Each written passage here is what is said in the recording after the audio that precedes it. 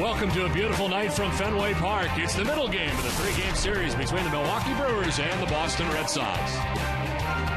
Hi again, everybody. I'm Don Orsillo, and welcome to Red Sox baseball. Well, last year, the Red Sox found out how a few injuries can change the complexion of your roster in a hurry. The Red Sox, of course, last year didn't make the postseason with all their injuries. Well, now they're starting to mount a few injuries of their own here in 2011. Last night, another injury for the Red Sox on a ground ball down the third base line off the bat of speedster Carl Crawford. He comes up lame at the bag at first base. The Red Sox were hopeful that he would not have to be placed on the DL, but as he came out of the game, it appeared clear he was in a lot of pain. Terry Francona explains the situation and the pending move that took place today. I think the medical people thought at best, he's going to be 10, 14 days. That's kind of a no-brainer. So I called him this morning and talked to him, and he gets it. So we called up Josh Reddick, and we'll probably fill in with, Mac, Cam, Josh, maybe a little Sutton, just kind of piece it together a little bit. We welcome in Jerry Remy. And Jerry, last night a lot of offense for the Red Sox, but lost in it all with some pretty good defensive play as well. Well, Don, we've talked a lot about the Red Sox offense, the great pitching that they've had, but the defense has been spectacular. The number 2 in the league in defense at this point of the season, and last night was a very good example of how they've been playing all season long. First of all, Dustin Pedroia, one of the best double plays I've seen in a long time, and it really got the Red Sox out of a major jam early in the ballgame. Dustin again later on in the ballgame, making a backhanded play to throw to first base to pick up an out in that game. And, of course, Jacoby Ellsbury in center field turning this blue fly ball, because of his speed, into a double play at first base. The Red Sox have been doing these kind of things all season long. So, we talk an awful lot about the offense. We talk about the pitching, but we can't overlook the defense this team has played so far this year. Well, one thing we'll be watching tonight is Adrian Gonzalez once again had a big night here last night at Fenway Park, a 3-hit night, including a home run. He's looking to notch a milestone as well. He's sitting on 999 hits, looking for number 1,000 tonight. We'll see. It's Game 2 of the series. We're back with more from Fenway Park right after this.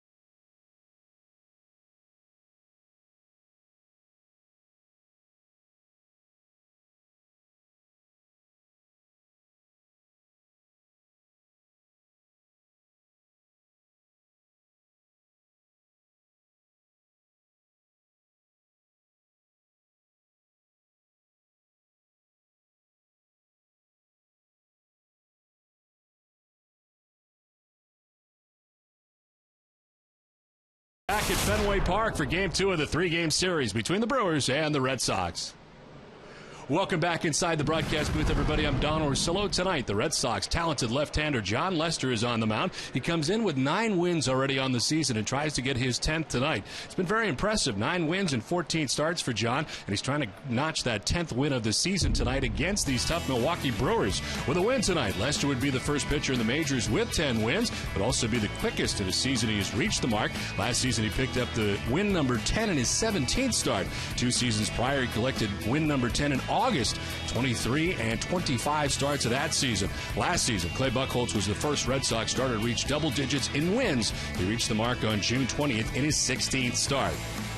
Tonight, the Red Sox will deal with Randy Wolf, a left-hander. He is 4-4 with a 3.20 earned run average as he comes in and tries to get the Brewers back on track. And again, the Red Sox have to deal with a left-handed starter. That was a problem early this season for the Red Sox. They really struggled against lefties, but lately they've been extremely good figuring it out, and that includes a win against David Price in this last trip. First month of the season gave fans reason for concern. The Red Sox were just 4-7 against left-handed pitching, but since the start of May, it's been a different story.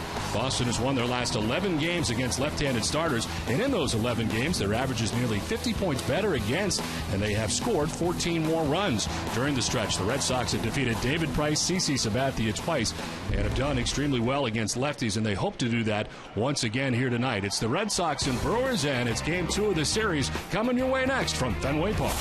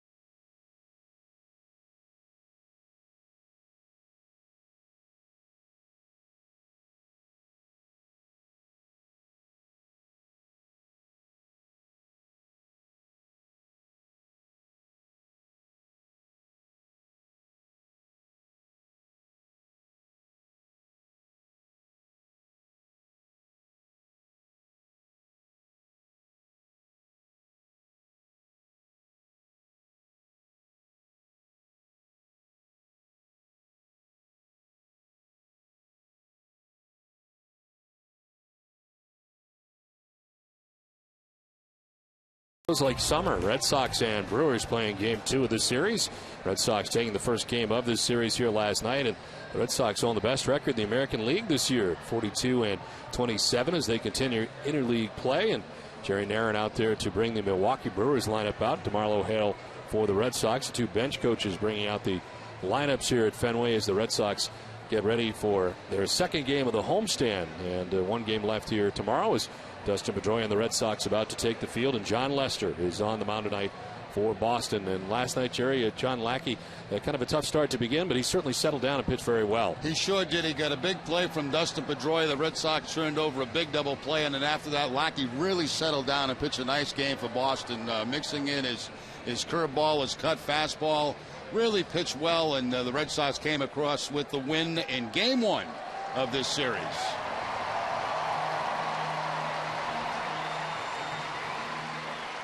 Well, as the Red Sox take the field, let's check out the visiting Milwaukee Brewers starting nine. Ricky Weeks is the DH after playing second base last night.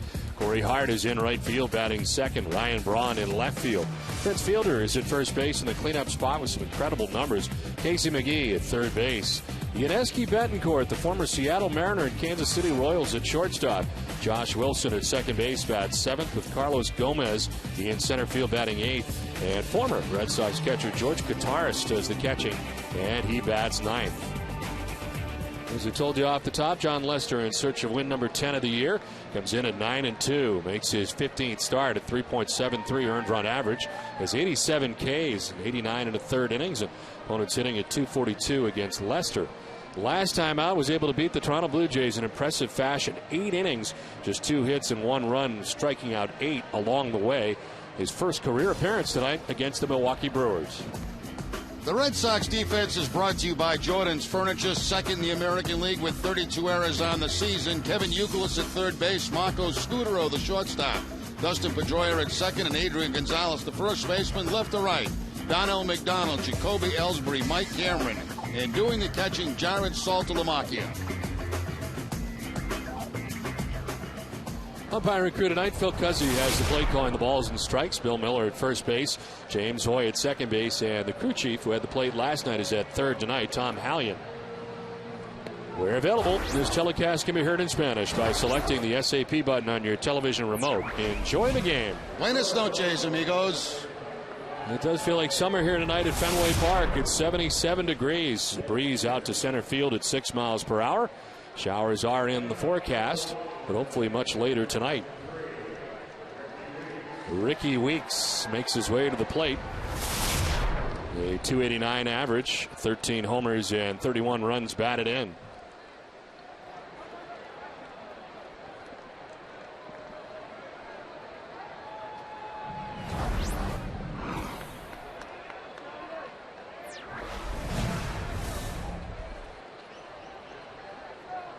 Lester ready to work with the first pitch of the ball game. And it misses for ball one. We're underway. First time Lester has ever faced the Milwaukee Brewers.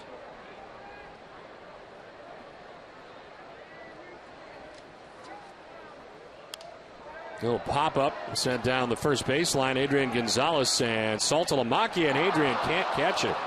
Clanks off the glove. Well, that is very unusual because usually anything in the area of Adrian Gonzalez he gets to, whether it be a pop-up or a ground ball. Takes a peek toward the dugout, takes a peek toward Saltalamacchia, reaches out. I wasn't too sure that he didn't think that Saltalamacchia was going to come in and crash into him and make that play.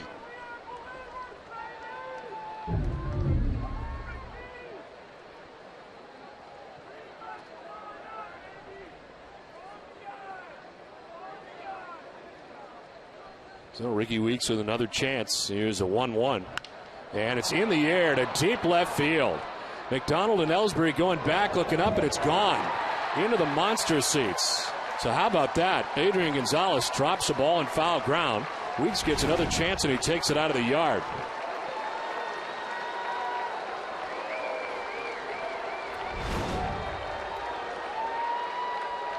Home run number 14 on the season for Ricky Weeks. The DH tonight. Last night he was at second base.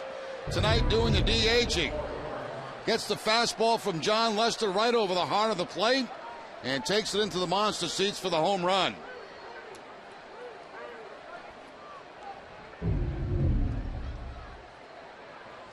Corey Hart with a swing and a drive out towards deep right center field. Ellsbury to the triangle at the wall. That's gone. How about this start for the Brew Crew? They come in and go back-to-back off John Lester to start the night.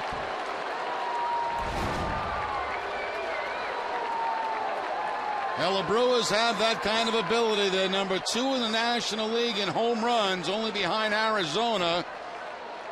And Corey Hart picks up his 7th of the season. Once again, the fastball, and this time to the opposite field for Corey Hart. So back-to-back fastballs taken out of Fenway Park by the Milwaukee Brewers. Fourth time this season the Brewers have gone back-to-back. Ryan Braun with a line shot down to the left field corner. Braun's headed for second base. McDonald digs it out. Lester's got to feel a little shell-shocked right now. Everything he's tossing up there is getting hammered. Well, that time he tried something different. He tried the cut fastball, but it didn't have that normal bite down and in. And very aggressive swinging here by the Brewers as Braun takes it down the left field corner for the double. 11-game hitting streak now for the Brewers left fielder. And it doesn't get any easier. Prince Fielder is coming up. 300 average to start the night for Fielder. 19 home runs and 60 runs batted in.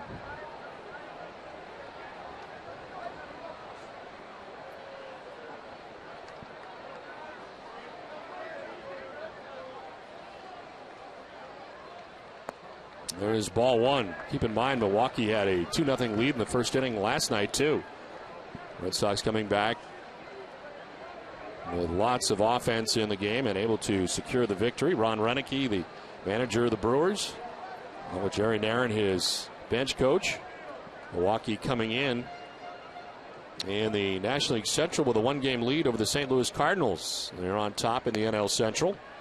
Pitch outside, 2-0. That's back-to-back cutters against Prince Fielder by John Lester, both missing away.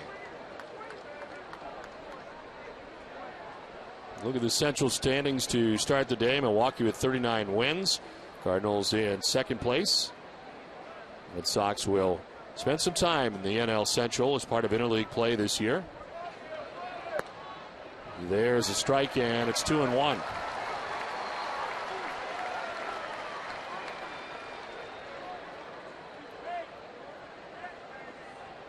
Outfield set up straight away on Fielder. Ellsbury now a step or two towards right center.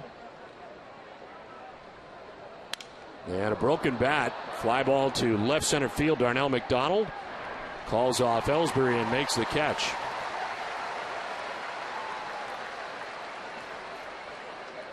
So one down here in the first inning. Braun remains at second base. And it brings up Casey McGee.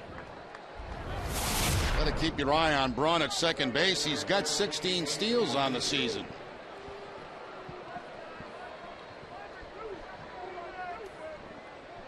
So one out, Braun at second base. And here is McGee.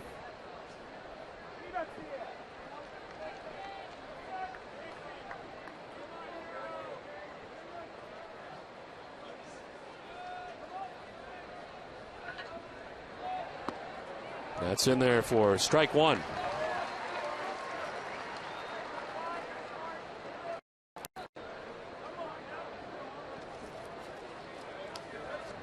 And McGee tonight playing in his 70th game of the year of a possible 70.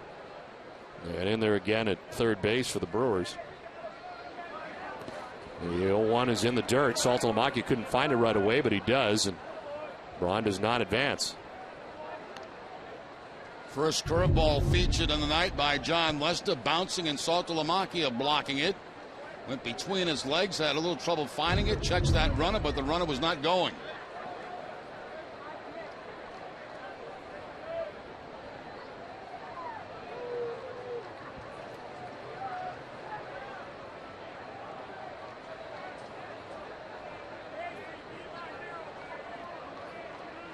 Well, Casey McGee, who has 30 RBIs this year, had 102 last year as a third baseman for the Brewers. Set a franchise record in that position for Milwaukee.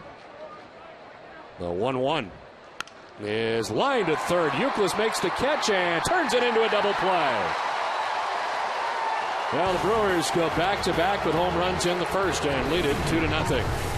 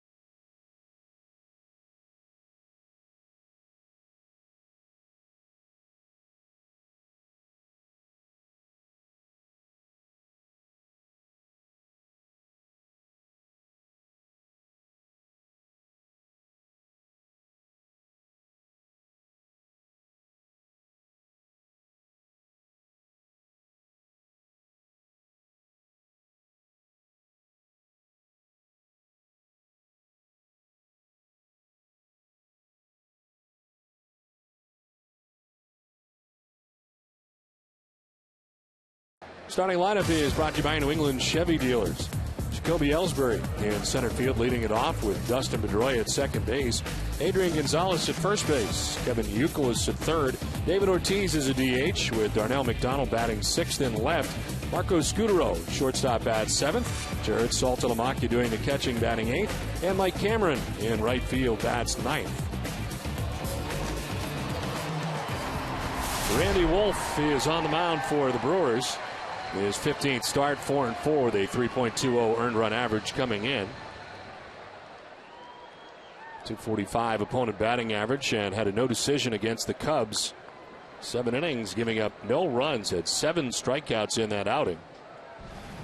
Jacoby Ellsbury shows bunt, takes strike one. Ellsbury hitting at .312, 8 homers and 34 runs batted in. Randy Wolf is 2-1 with a 2.73 earned run average against Boston in his career, 5 starts, the bulk of which coming with the Philadelphia Phillies.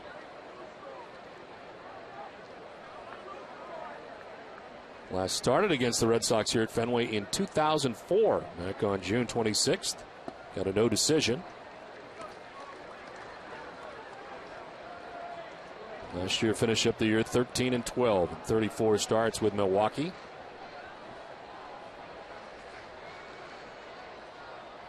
Ellsbury fouls it off and evens a count at 2-2.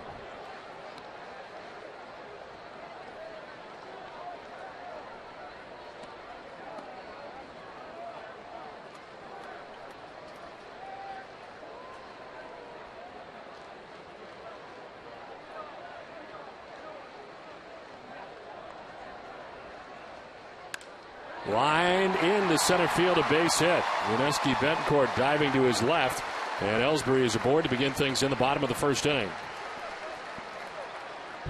Jacoby Ellsbury gets the fastball outside part of the plate and takes it to the other way past the shortstop, Yuneski Betancourt. So the Red Sox have their leadoff man on in the bottom of the first. Here comes Dustin Pedroia at .262, 5 home runs and 30 runs batted in. 1 for 4 in the ball game last night, game 1 of the series. As he takes strike one from Randy Wolf.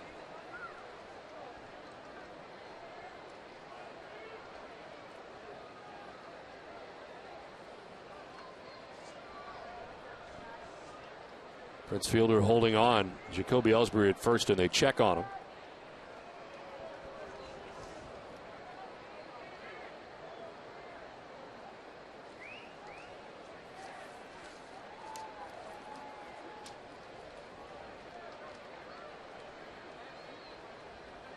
Pedroia with a swing and a miss. He's down 0-2, and a piece of it foul tipping it. Looks like the slider here from Wolf inside to Dustin Pedroia. And Petey down quickly, no balls and 2 strikes.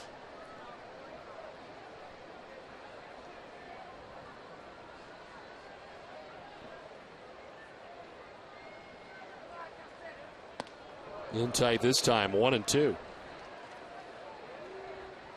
Well, Randy Wolf beginning his career in the major leagues with the Philadelphia Phillies back in 1999.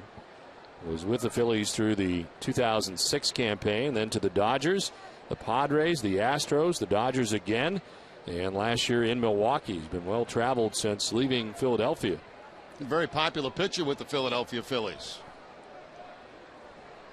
Was a 16-game winner there back in 2003, and his career total is 118 wins. We'll check on Ellsbury, who had a very short lead, back to the bag again.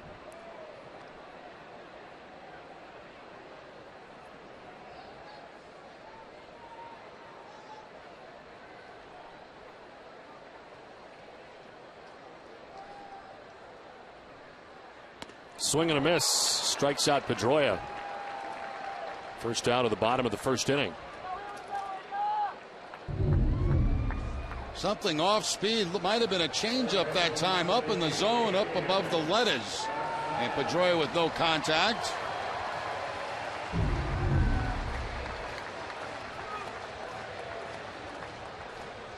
So 1 out, 1 on, and here is Adrian Gonzalez. Part of our key matchup brought to you by New England Honda dealers. 6 for 17 against Randy Wolf. Adrian fouls it off to the left out of play. 999 hits for Adrian Gonzalez. Leads the majors with that batting average at .352. Leads the majors in RBIs, total bases, extra base hits, and doubles.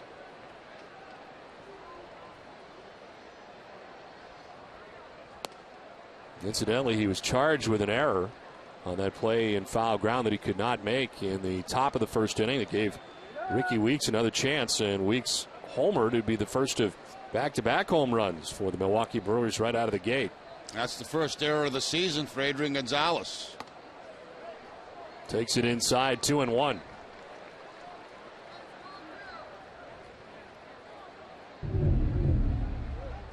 Here's the miscue. I think you're right, Jerry. I think he was thinking that Saltalamacchia was going to make contact with him because he kind of looked at his direction. Twice. Yeah. Ellsbury back to the bag.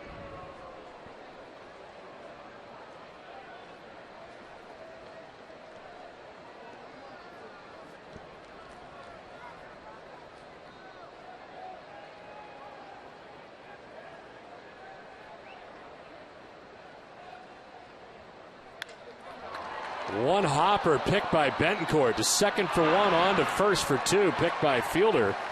And Gonzalez grounds into the double play on a hot shot. Nice play by Betancourt. 2-0 Brewers.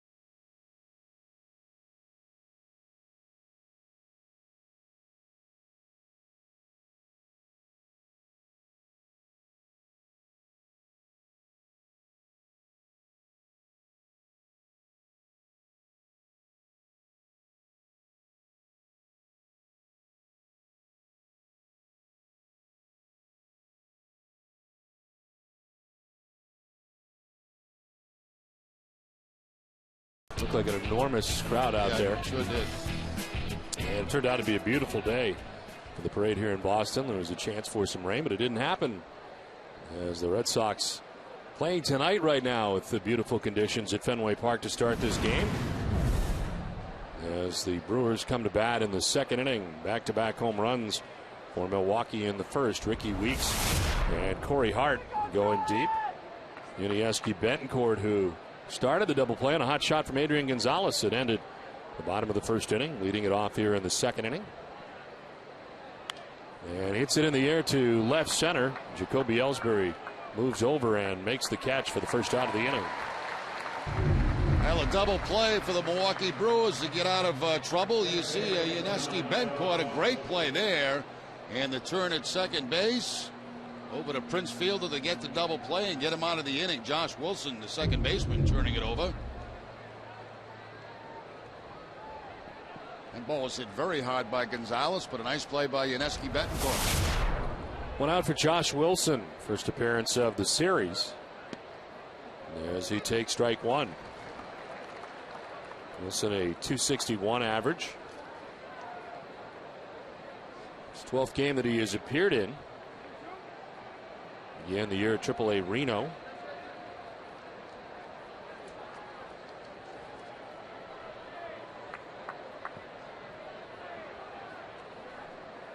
He's claimed off waivers from Arizona as this one is tapped foul, and it's 0-2.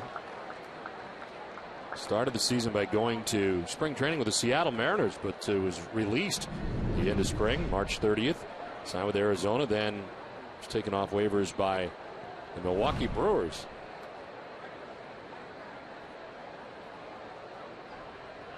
No 2-pitch misses. He had participated in 6 games with Arizona before being claimed off waivers.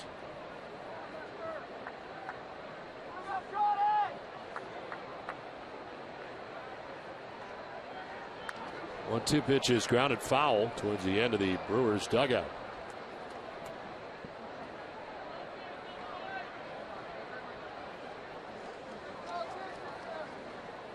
On deck is Carlos Gomez. Came into the game late last night and back in the starting lineup today.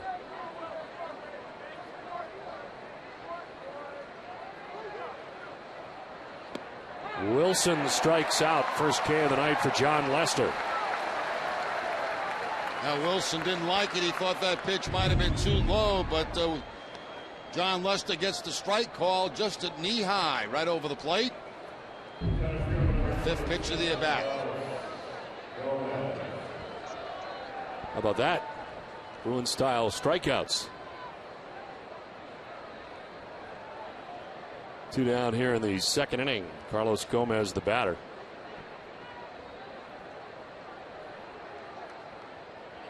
And Gomez with a swing and a miss.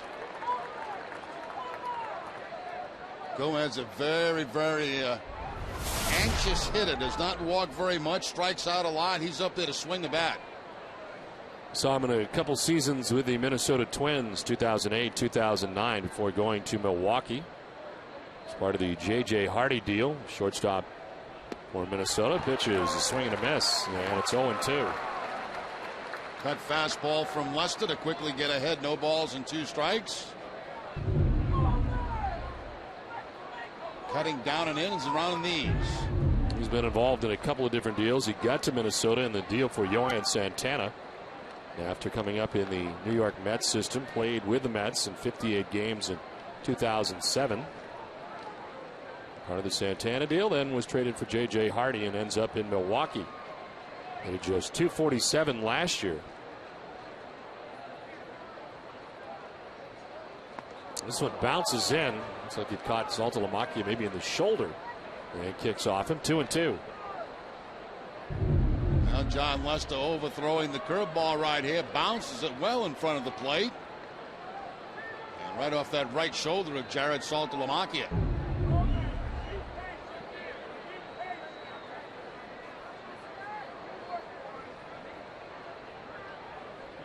Swing and a miss. Lester finds his bearings in the 2nd inning, strikes out 2. It's 2-0 Milwaukee.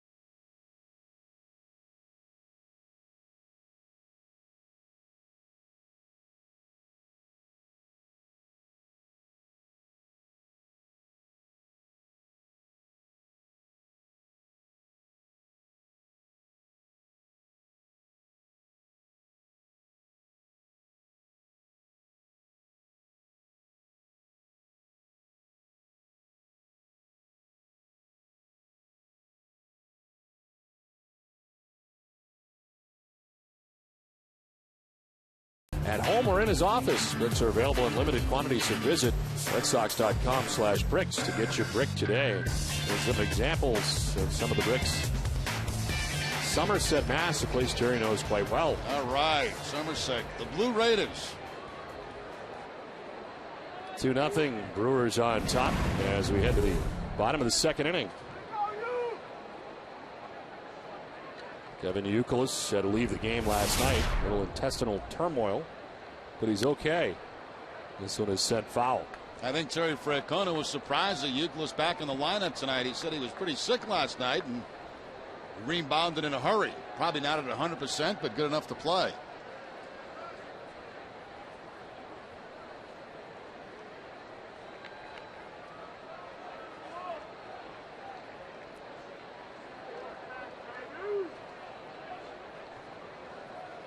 Randy Wolf had a double play, good defensive play behind him from Betancourt. Certainly help him out in the first inning. It's a strike over to Youkilis. Had a strikeout in the first inning also, but big double play grounded into by Gonzalez and started by Betancourt.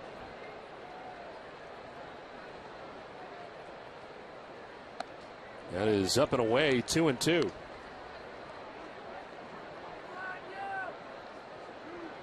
The K-men do a lot more than K's these days.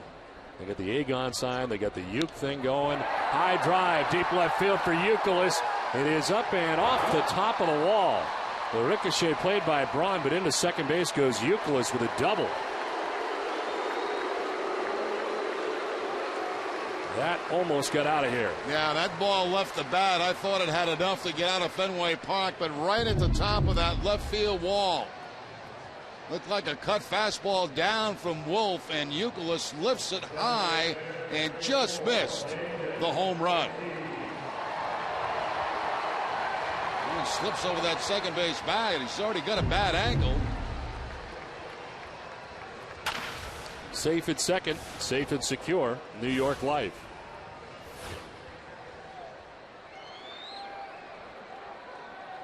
So Youkilis at second base, nobody out, and Big Papi standing in.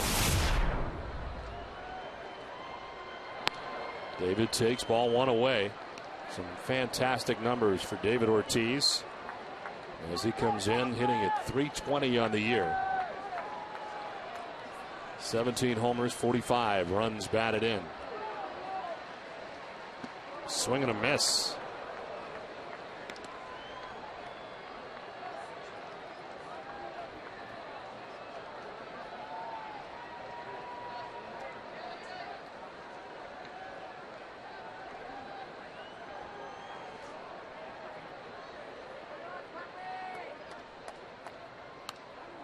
Fouled off. Another off-speed pitch.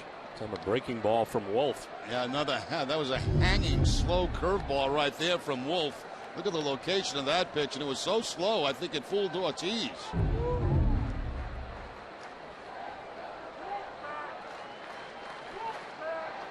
Look at a sign for Big Papi, too. We've seen Agon up there, too, from time to time.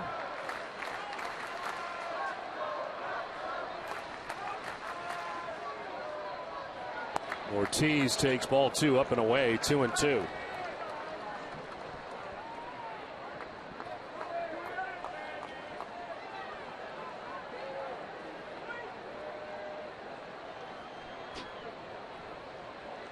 Youkilis at second base.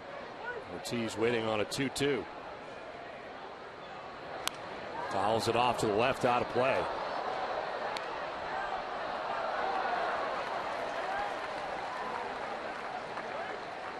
A couple of guys who have recently been placed on the DL. Jed Lowry in the foreground, and then you got Carl Crawford. Rich Hill is in the mix there too. And you hope that the guy that they're talking with, Clay Buchholz, does not end up on the DL. He's been pushed back a couple days for his next start, but these injuries are starting to mount for the Red Sox.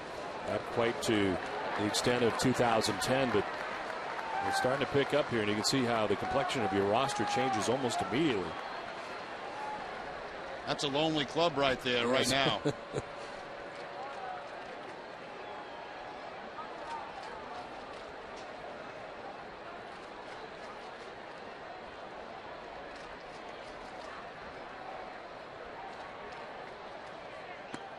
Outside ball 4. David will take the walk.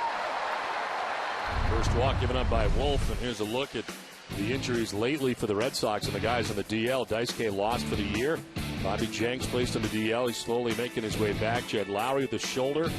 And, of course, re-aggravating it on his swing at Tropicana Field in Tampa Bay. And then last night, the hamstring injury for Carl Crawford that gets him on the DL.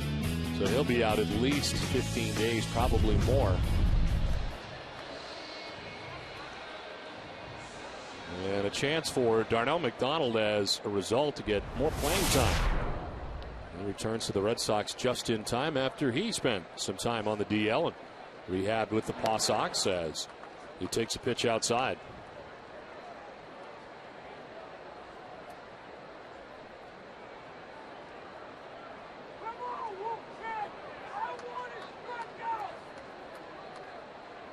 One-0 is fouled off to the right, out of play, and it's 1-1. Now you might see a platoon out there with Darnell McDonald against left-handers and Josh Reddick against right-handers. In the place of Kyle Crawford.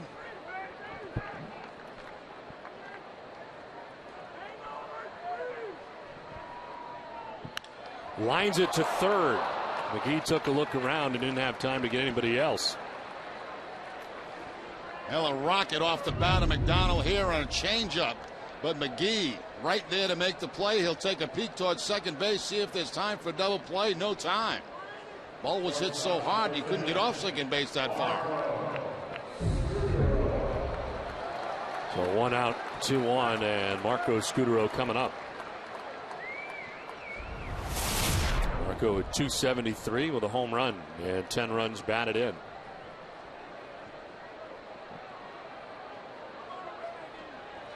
And Scutaro now, as a result of Jed Lowry being placed on the DL, chance to play on an everyday basis again as he takes ball 1.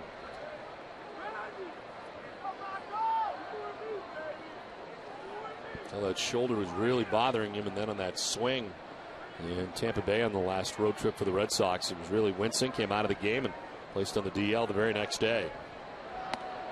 It's outside, 2-0. So now Scutaro had been playing more anyway with Lowry banged up a little bit. He has now started 8 of the club's last 11 games.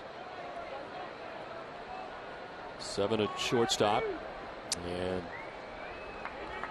1 at second base. Of course, Marco spent time on the DL also, coming off on June the 7th. That's a strike, and it's 1-2.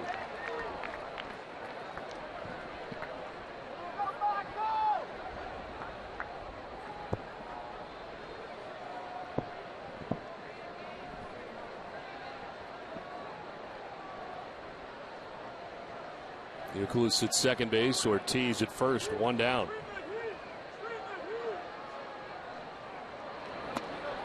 Strike 3, same spot as he gets that outside corner. 3 pitches in almost the exact same spot. All 3 being called strikes. And according to the Amica Pit Zone, all 3 just away. None of them. But at least Phil Cuzzi was consistent. He was very consistent. Every umpire has their own strike zone. 2 down, 2 on, and here's Jared Saltalamacchia. Guitarist out to talk to Randy Wolf.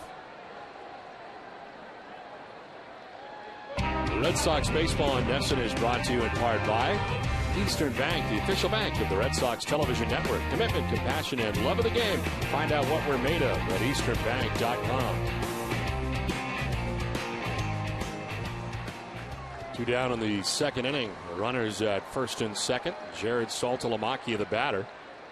And he hits one on the ground into center field, a base hit. Youkilis being waved around. He will score, and the Red Sox are on the board.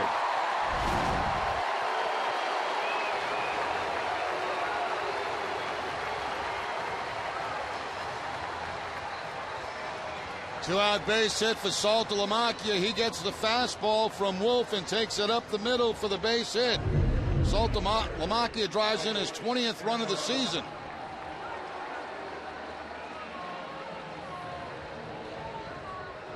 Saltalamacchia has enjoyed interleague play so far this year. He's 4 for 8 and 2 home runs and 3 runs batted in. It's kind of coincided with his bat heating up as the season has gone on, and he drives in his 20th run of the year. Here is ball 1 to Mike Cameron. Bounce out of the number 9 spot. 150 average for Mike. 3 home runs, 8 runs batted in.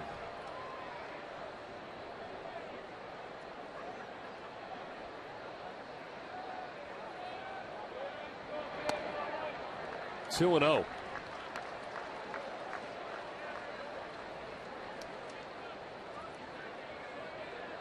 '21st start of the year for Mike Cameron of a possible 70 games, and trying to get used to this role player type thing. He's been an everyday player his entire career, and lines one into right field for a base hit. David Ortiz being waved around. He will score, and the game is tied 2-2. So first Saltalamacchia and now Cameron. A couple of 2-out RBIs. The Red Sox have tied the game 2-2. Oh, Prince Fielder was way off that first base line, and Mike Cameron takes the line shot to first base, and there's nobody even close to making a play on it. Look where Prince Fielder's playing. So with 2 outs, Saltalamacchia and Cameron drive in runs. If he's in a normal position, he makes that play in a line drive.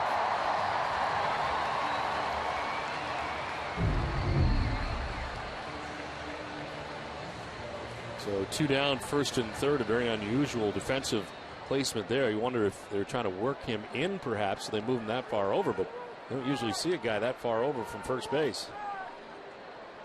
And certainly Wolf didn't get in enough. This is chopped right side. Wilson grabs it and throws out Ellsbury to end the inning. But 2 runs for the Red Sox. It's a 2-2 game now.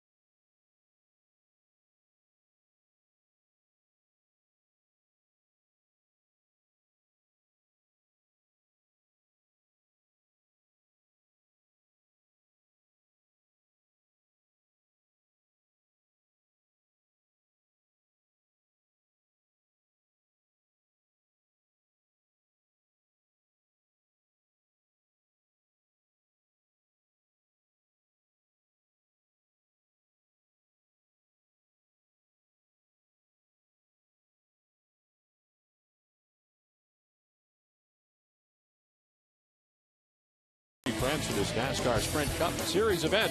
Visit NESN.com/pitpass for details. Well, we head into the 3rd inning back at Fenway Park. Interleague play. Red Sox and Brewers. Game tied 2-2.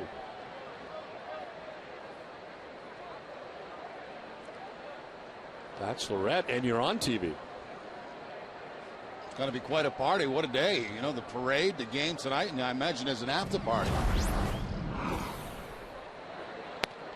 Here is George Kataris, former Red Sox catcher, leading it off here for the Milwaukee Brewers. Enjoying his time in Milwaukee so far. 286 average, home run, 6 runs batted in. And a swing and a miss. Fooled on that pitch. Breaking ball from John Lester. Big curveball here from Lester to quickly get ahead of Kataris. 0-2.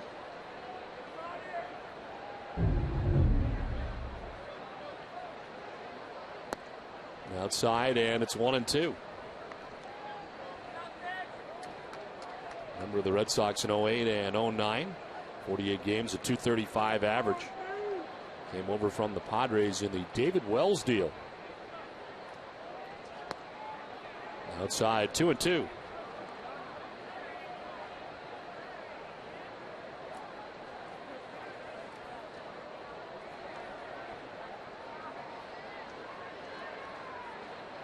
Torres has already been up and down twice to the minor leagues this year. Hits a rocket to right. Cameron going back. It's going to be over his head and gone. Home run for George Kataris, his second of the year. And just like that, Milwaukee back on top now, 3-2. All 3 home runs so far have come on the fastball from John Lester.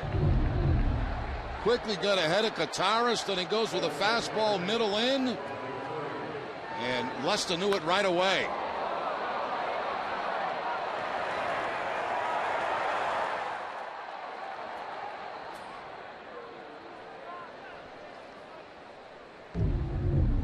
So 3 home runs, that equals a season high allowed by Lester. Did that in his first outing against the Texas Rangers, matches a career high. 4th time this season he's given up multiple home runs in a game. Solo shot for Weeks. Corey Hart with a solo shot. They went back to back in the first, and now George Kataris here in the third. There is Ricky Weeks again. Grounding to third this time, picked up on the half hop by Youkilis. And there's one away.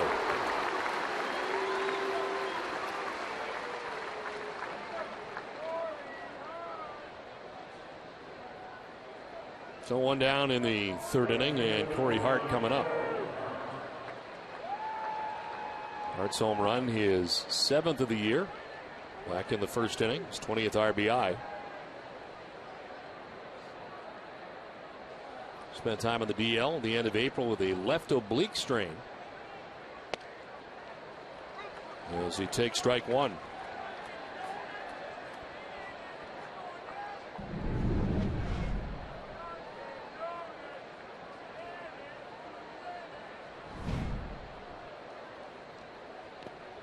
In the dirt, 1-1 now to Corey Hart.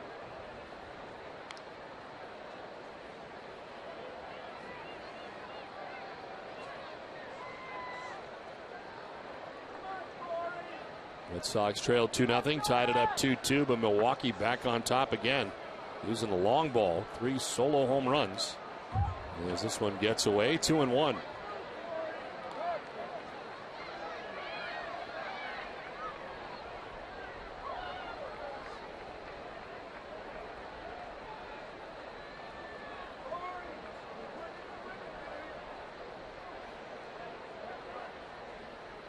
Hart with a swing and a miss, 2-2. Change up that time from John Lester after the cut fastball down and in. Lester goes to a change up away.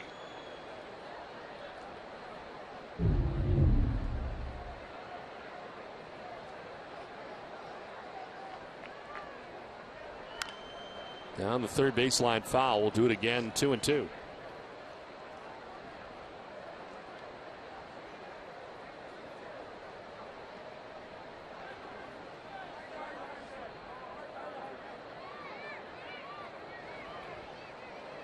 Ryan Braun waiting on deck with 1 out in the inning.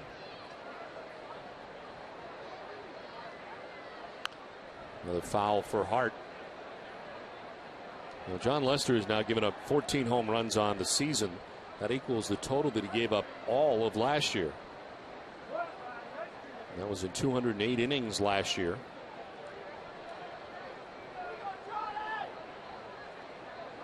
So far, 91 2/3 innings this year. 2-2 is just outside. Saltalamacchia tried to frame it, and Lester, a little frustrated, kicked some dirt. Yeah, he thought he had the outside corner on the cut fastball. It starts away. He tries to pick up the outside corner, but just missed it. Those were strikes on Marco Scutaro. 3-2 is popped up foul, backing out of play. Lengthy at bat for Corey Hart.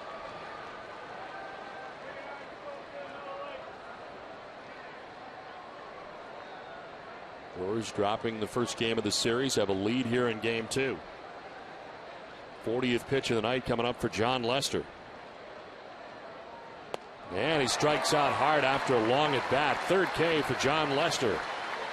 They mixed in a few changeups in that at bat, and he puts them away with a cut fastball down and in. Lester now starting to get the ball down. A lot of pitches early in this game have been up in the zone from Lester, but that cut fastball down.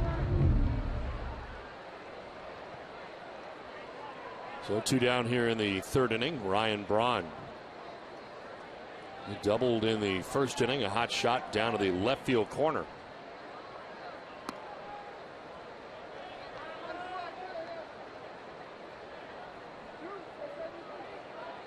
Braun looking to be selected to his 4th consecutive All-Star game this year.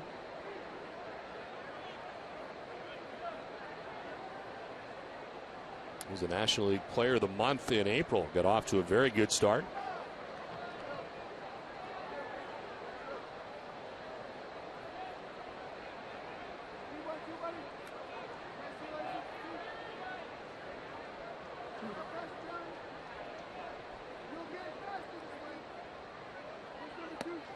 Inside, and it's 3-0.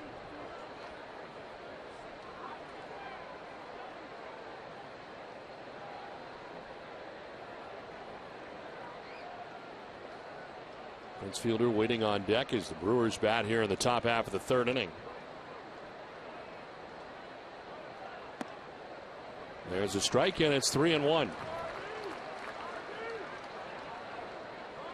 Lester that time operating at 95 miles an hour with the fastball.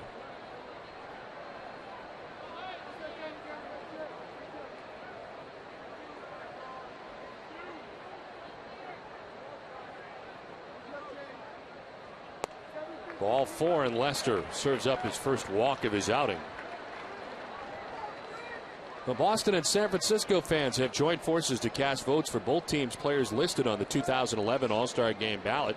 Help send your favorite Red Sox and Giants to this year's All-Star Game by voting up to 25 times at redsox.com/vote. Vote early and often at redsox.com/vote. So 2 down, Ryan Braun at first base, and here's Prince Fielder. Flied out to the left fielder Darnell McDonald in the 1st inning.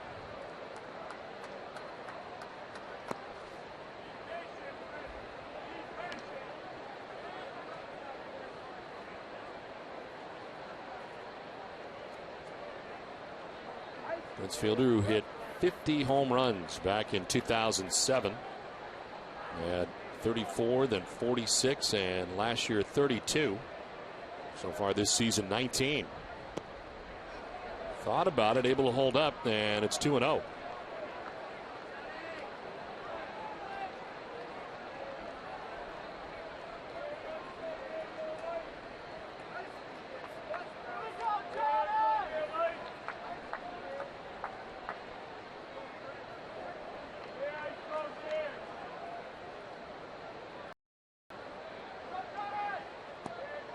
Outside, ball 3. So Lester's run into a little bit of control issues here in the 3rd inning after he got 2 outs. He walks Braun, and behind Fielder 3-0. Very careful with Prince Fielder. A 2-0 curveball that time that misses.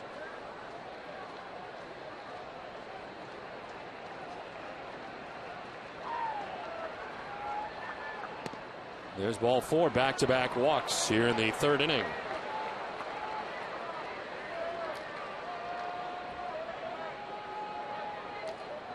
Saltalamacchia out to talk to Lester. They'll deal with Casey McGee next.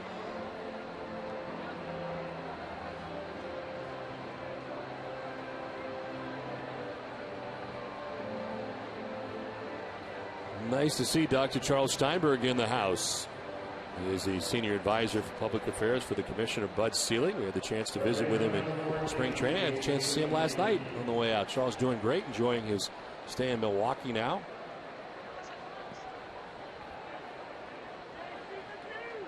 Always with a smile on his face. Man behind a lot of great events that were spent here at Fenway Park, especially in the championship years. You think of all the celebrations on the field here at Fenway Park. So elegantly orchestrated by Charles Steinberg in so many different events that he did here over the years. The Red Sox parades and everything else. And his talents now, along with Bud Selig and Major League Baseball. We wish him the best. Great to see him. Pitch is outside. It's 2-0. No, you dropping an elegant. Yeah, that's some big words I threw in there. I'm not sure they all fit or are correct in the sentence. Wow, unbelievable. I went to Northeastern, Jerry. I know that. I'm well aware of that.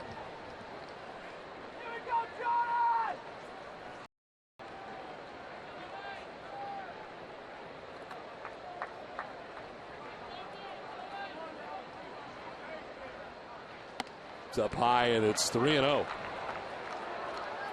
So back-to-back walks to Brown and Fielder. Now here's Lester again, down 3-0.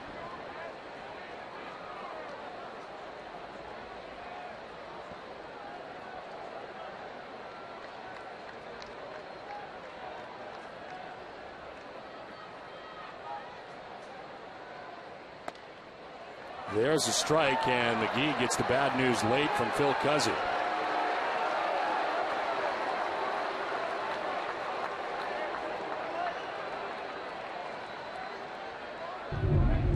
I'd imagine it's about the same place as the ones on Marco Scutaro. Yep.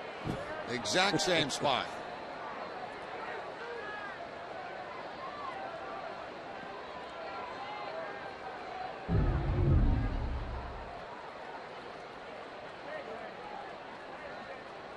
Only 2 strikes in the last 14 pitches for John Lester.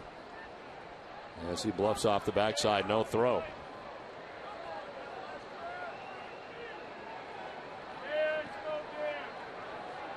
Two on, 2 down. A run already in that has Milwaukee on top now, 3-2.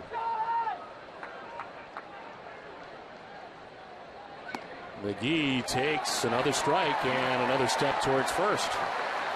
I think that one was certainly closer to being a strike than the one before. That one is a strike.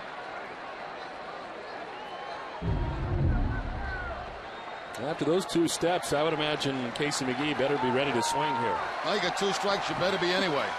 3-2 pitch coming from John Lester. He hits it on the ground and threw into left field, a base hit. Ryan Braun's coming around, and Milwaukee takes a 4-2 lead.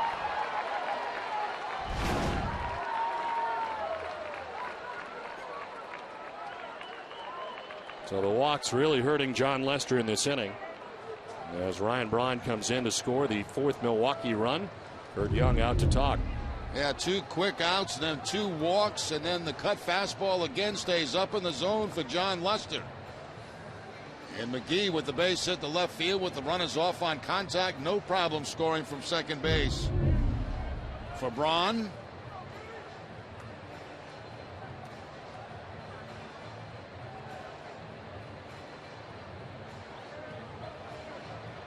So 2 on, 2 down, and Yuniesky Betancourt coming up.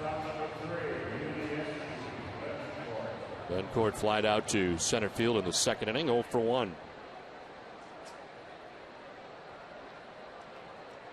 Made a nice defensive play, started a double play on a hot shot from Adrian Gonzalez. And a swing and a foul tip into the catcher's mitt for strike 1.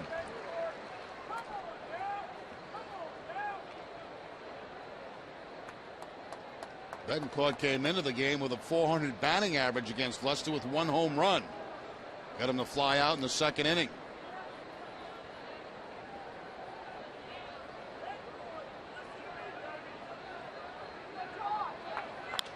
Pops it up into shallow center. Ellsbury coming in. And Jacoby will make the catch that ends the inning, but Milwaukee comes up with 2 runs in the inning. Brewers on top 4-2.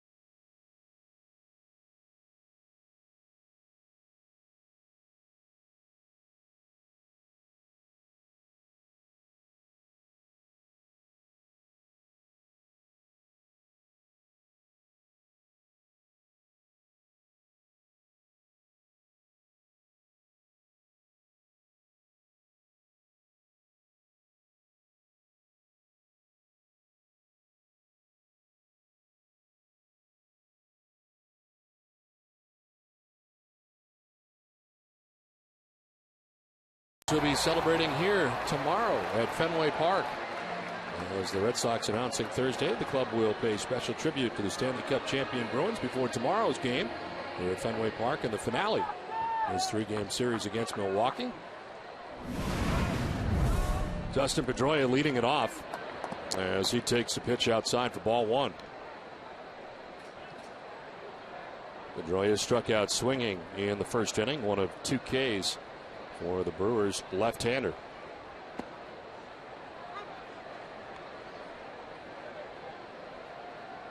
Red Sox getting to Wolf for 2 runs in the second inning. RBIs for Saltalamacchia and Cameron, the 8-9 men. As Pedroia's out ahead of that, fouling it off, 1-2. It's one of those extra special slow curveballs from Wolf again. Threw one to Ortiz earlier in the game, and again now this one here to Dustin Pedroia, fouling it off.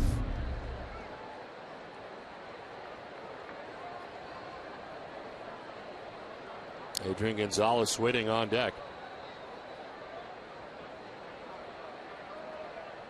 1-2 is upstairs, 2-2.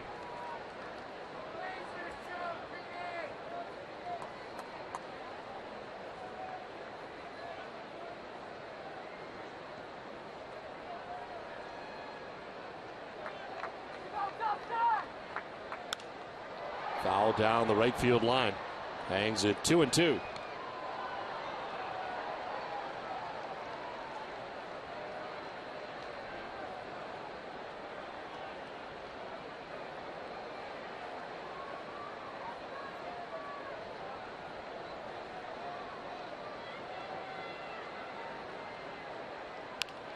On the ground, foul outside of third base, still 2-2.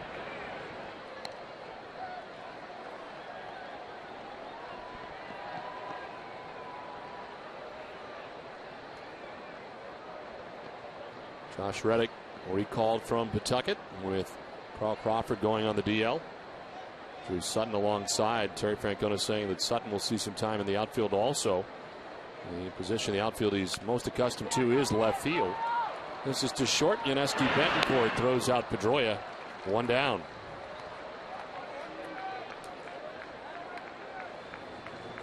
Now for Wolf, it's a little bit of this, a little bit of that. Not overpowering. Fastball 89 to 90. That slow curveball. Slider and a changeup. So 1 out here in the third inning for Adrian Gonzalez. Hit the ball very hard. One hopped into the glove of Yuniesky Betancourt at shortstop, who started the 6-4-3 double play, which ended the first inning. Chopped to third this time. McGee's got it. And Gonzalez is 0 for 2. 2 down.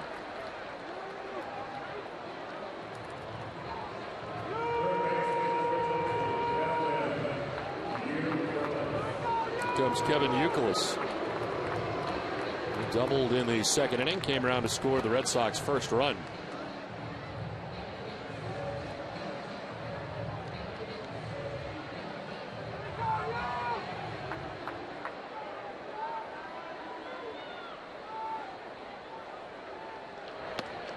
Strike one over the outside corner.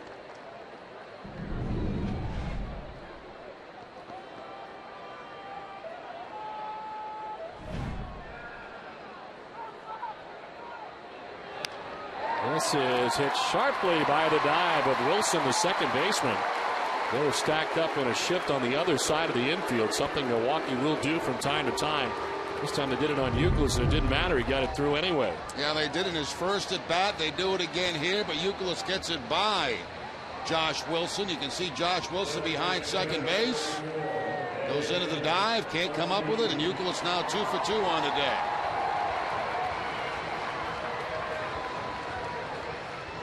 You see a lot of shifts against left-handers, but we don't see many against right-handers. So 2 down, Youkilis at first base, and a chance for David Ortiz. David walked and scored in his first at bat in the second inning.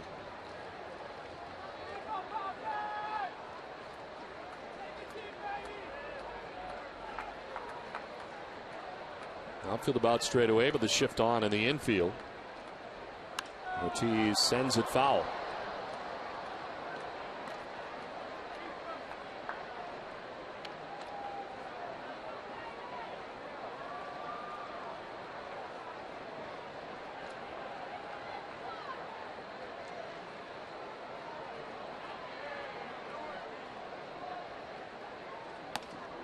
Inside, and it's 2-1. Fastball from Randy Wolf registers around 89 miles an hour.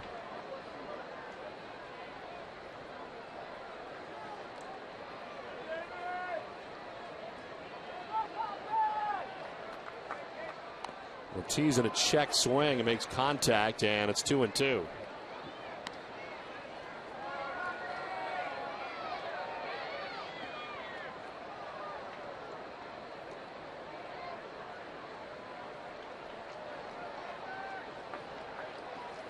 John Lester gave up 2 runs in the first, 2 in the third. And a 1-2-3 second inning. Red Sox trailing by 2. Tying run at the plate. And Ortiz lines it into right field. Right up over the glove of Josh Wilson, diving in the air in short right. And David Ortiz with his first hit. Second time he's been on, and the Red Sox have something going with 2 down. Now the shift almost paid off. You see the second baseman Josh Wilson on the outfield grass. He jumps but can't quite get to it. And Ortiz picks himself up the base hit. So with 2 outs, the Red Sox have men at first and second. So second time in the last 2 batters that Josh Wilson has been in a shift, and almost came close to the ball. First on Euclid on the left side, and then Ortiz on the right side. Can't get either one, and 2 on with 2 down. So here is Darnell McDonald lined out to third base, and Casey McGee in the second inning.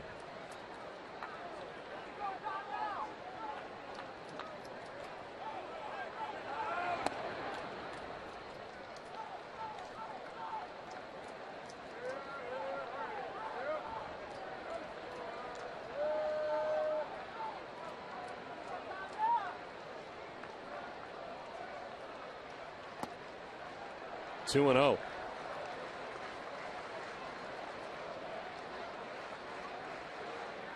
Pedroia to ground out, Gonzalez to ground out, but back-to-back base hits for Euclid and Ortiz. Now McDonald ahead in the count, 2-0.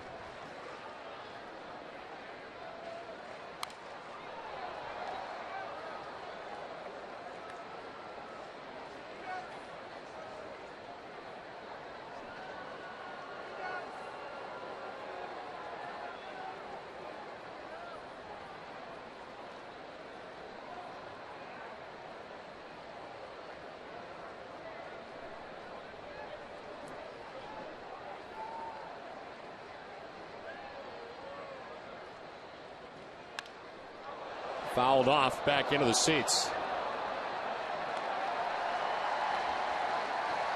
For every Red Sox game that goes into extra innings or the Red Sox get a save, CVS Pharmacy will donate $500 to Children's Hospital Boston. CVS Pharmacy is the official pharmacy of the Boston Red Sox. Red Sox trailing by 2 runs. Deuces are wild on the scoreboard. 2 balls, 2 strikes, 2 down.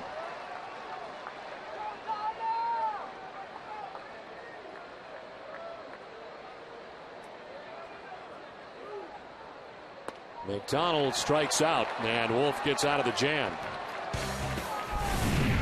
4-2 Milwaukee at the end of 3.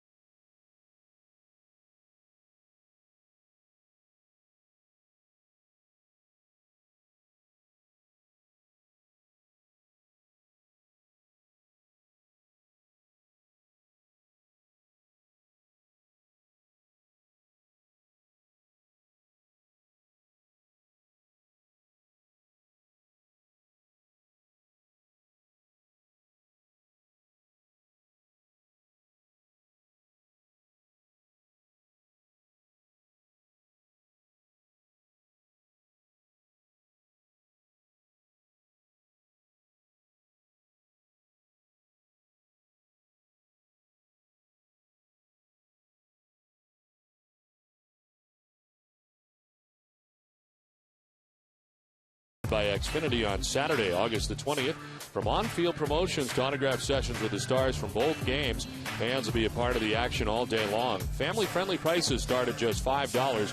Visit redsox.com/futures to get your tickets today.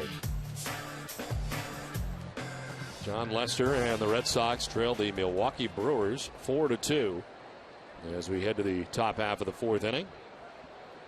It is Josh Wilson, Carlos Gomez, and George Gutaris expected to face John Lester here in the fourth. And it's ball one, missing outside. Wilson struck out looking in the second inning, one of 3 Ks for John Lester.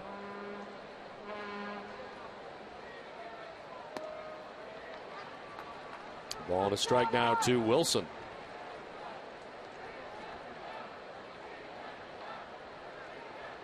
Tonight, John Lester trying to get his 10th win of the year, coming in at 9-2.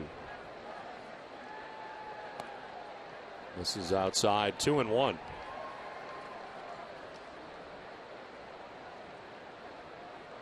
Last time out, the 8-inning, 1-run game against Toronto.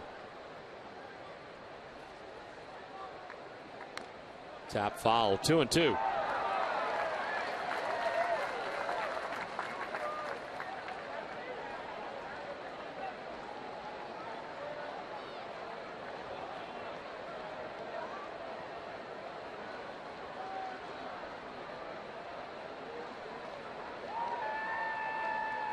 Swing and a miss. He gets Wilson again. Struck him out looking in the second. Now he gets him swinging. One down in the fourth inning. That's more of the location that John Lester wants with the cut fastball, keeping it down and out of the strike zone. That's where he gets those swings on top of the baseball.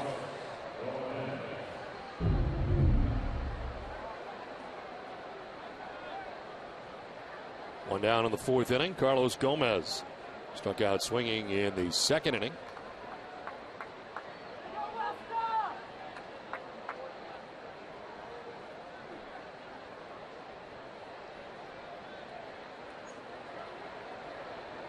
Tries the bunt bid and punched at it. Couldn't get it. He's down 0-1. I think Lester threw the timing off on that bunt attempt with a changeup. Again, a lot of bunts are timed off the fastball. This time it was a changeup from Lester, and I think it threw the timing off of Gomez. Shows bunt does not offer this time, and it's 1-1.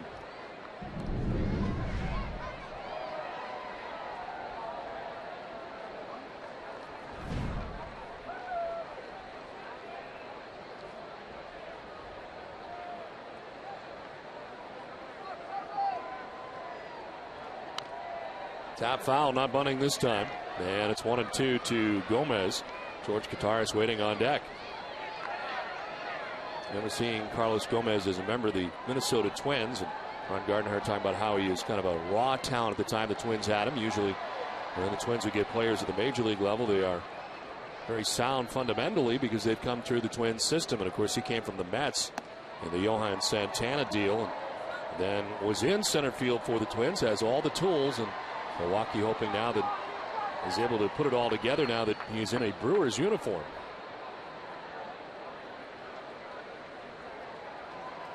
Swing and a miss. Lester with back-to-back Ks in the fourth inning, 5 in all, 2 down. Second time tonight he has struck out Gomez, and both times it has been on the cut fastball. So he's got Wilson twice to strike out. He's got Gomez twice to strike out. So 2 down here in the fourth for George Gutaris.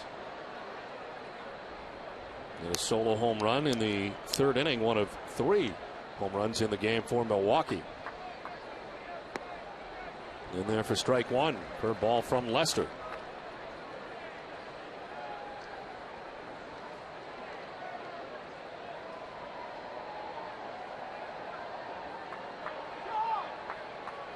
Gutaris tried to hold up, but he went around, says Phil Cuzzy. 0-2.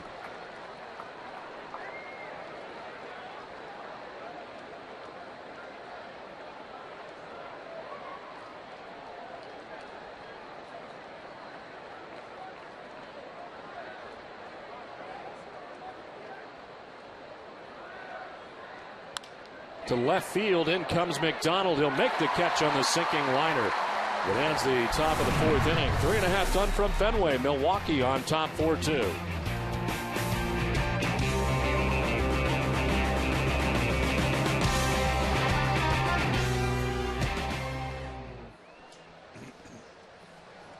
It's a lot.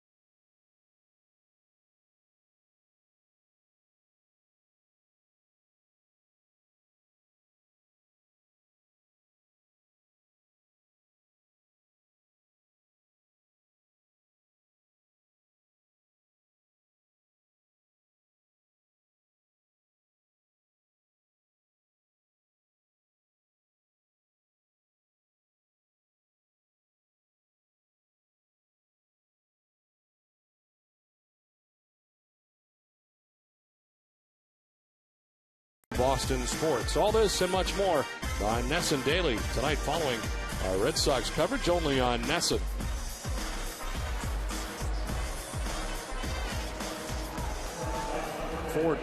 Milwaukee on top of Boston as we head to the bottom of the 4th inning.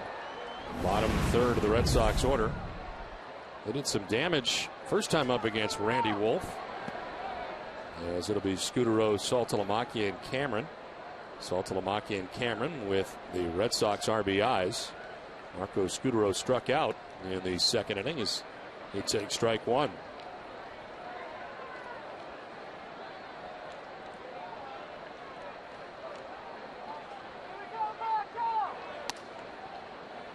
In there for strike 2.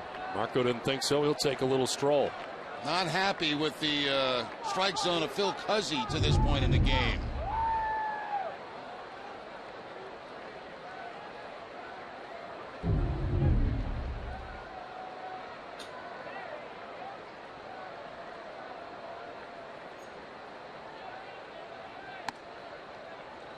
Two and two. Wolf up to 61 pitches.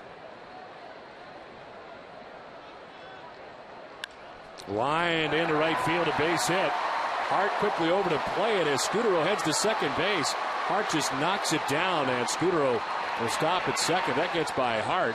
Scutaro would have a chance to run a lot more, but Hart just kind of threw his big body in the way to knock that ball down. Yeah, he did the wise thing down in the corner. He just dove and actually kicked that looked like he went leg first into the wall to kick it any way he possibly could to keep it from going by him. Chasing it down, now the slide.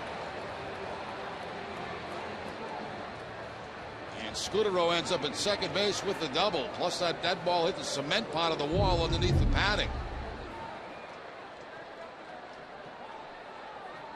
So Marco at second base to begin things here in the 4th inning. Red Sox trailing by 2 as Jared Saltalamacchia stands in. Pitch down and in. That soft curveball from Wolf.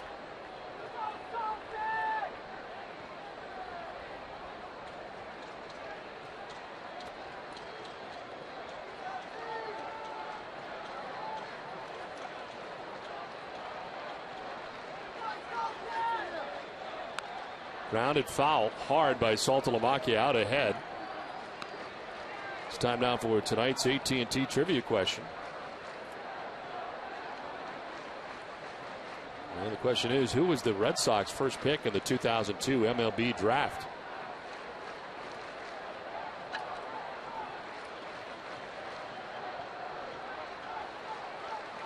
Marco Scudero at second base. Nobody out here in the fourth inning. The 1-1 to Saltalamacchia. Off speed again, and it's fouled off to the right. That's 3 straight soft curveballs from Randy Wolf. And that one was very hittable. That one stayed up in the zone about let a high. But Saltalamacchia fouls it straight back. Not exactly where Wolf wanted to leave that breaking ball.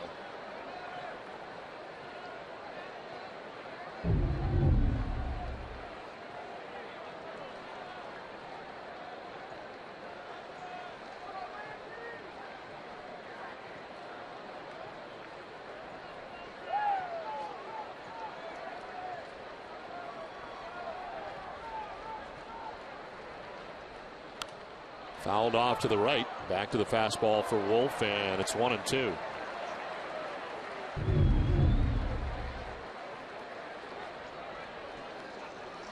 Made it look easy. Had the glove.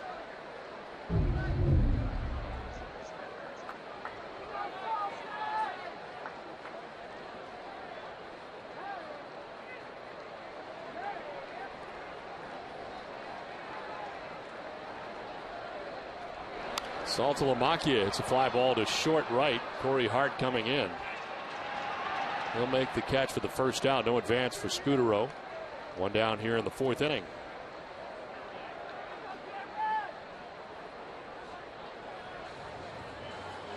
And that takes us to Mike Cameron. He singled to drive in a run in the second inning. Red Sox at the time tying the game 2-2. But Milwaukee went back to work in the top half of the third. They got 2 more off Lester, and it's now a 4-2 Brewers lead.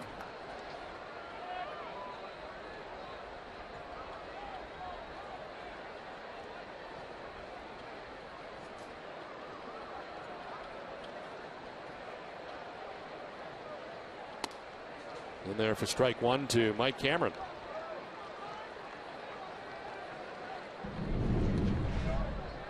Cecil Fielder, Prince Fielder off the line again, but not quite as much as last time Cameron was up. Cameron fouls it off to the right, 0-2.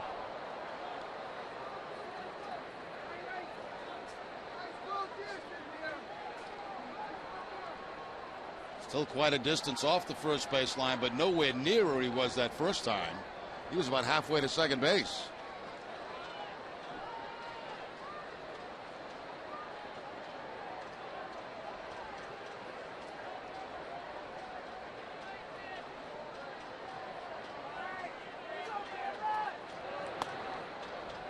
Two is high, 1-2. Mike Cameron, of course, a former Milwaukee Brewer.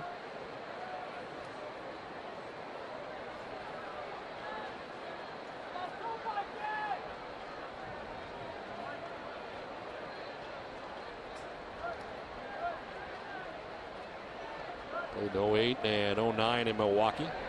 On 2 pitches in the dirt, and it's 2-2.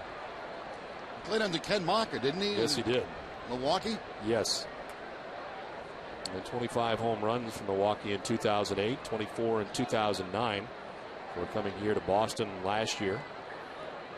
Played in 269 games. There are the numbers for Mike Cameron in a Milwaukee uniform.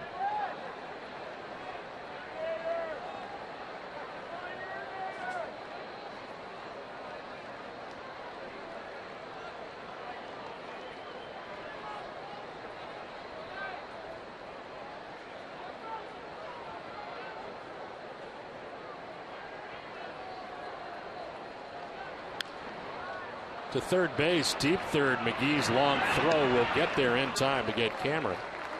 And there's 2 down here in the fourth inning. No advance for Scudero.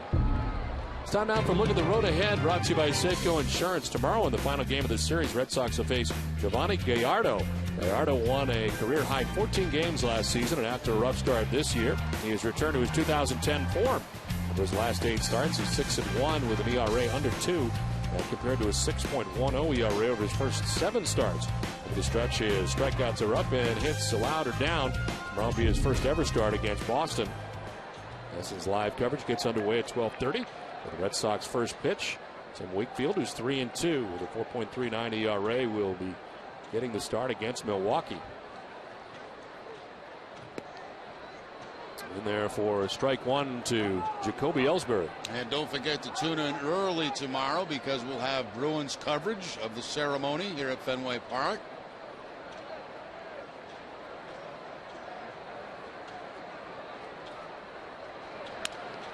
Broken bat, soft liner to left, Braun in to make the catch on the run. That ends the fourth inning. We played for Milwaukee on top 4-2.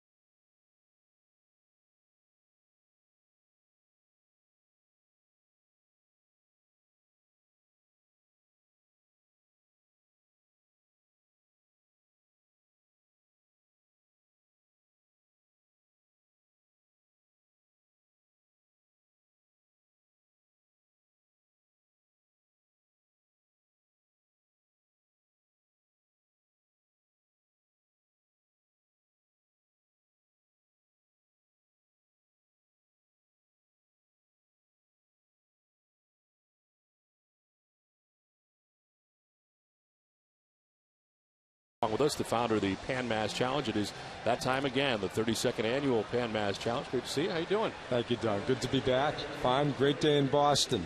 Happy to be here.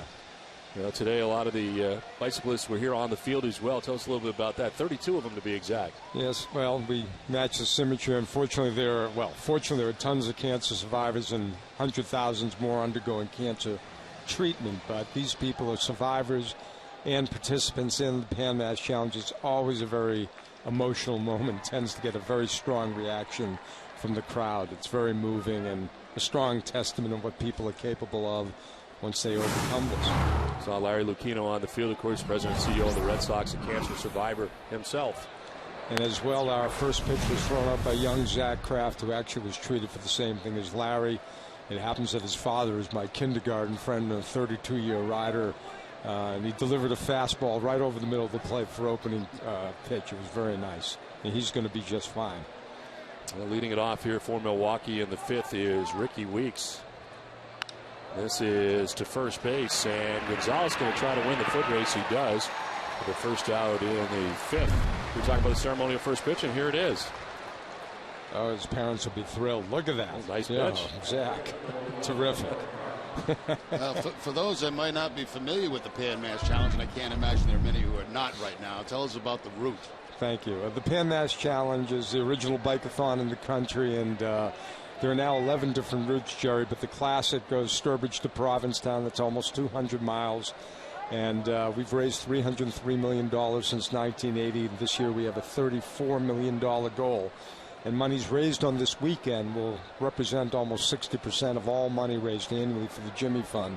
So it's a big ticket item, and people really step up in every way. I mean, there are some 5,300 riders, 3,000 volunteers, and this year over 250,000 donors in support of this. So all going to the Jimmy Fund at Dana-Farber and going where you would hope we're going, making a difference in the quality of treatment and research. Usually you dress. Shirt.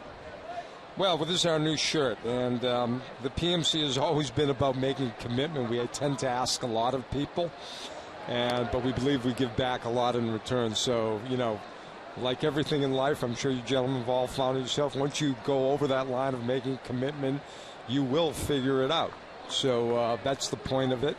The PMC has large fundraising minimums for many of its routes, and there's still room for register for the one-day rides. The 2 are sold out. Lastly, you are the founder. How did this all start for you? My story, unfortunately, too typical of many. I lost my mother, uncle, and cousin to cancer in the 70s. My mother, melanoma. And it changed my life.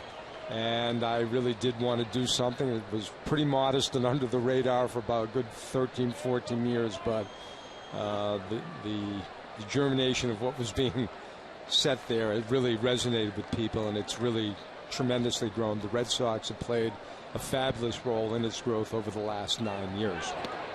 Runner takes off. The throw down is going to be in time. Corey Hart is caught stealing. Willie Starr, thanks very much, and thanks for coming by, and we look forward to August 6th and 7th. Thank you, Don. Pleasure to be here. Thank you, Jerry. Okay. Go Sox. Go Bruins. A nice throw here from Saltalamakia. 13th base runner gunned down by Jared Saltalamakia.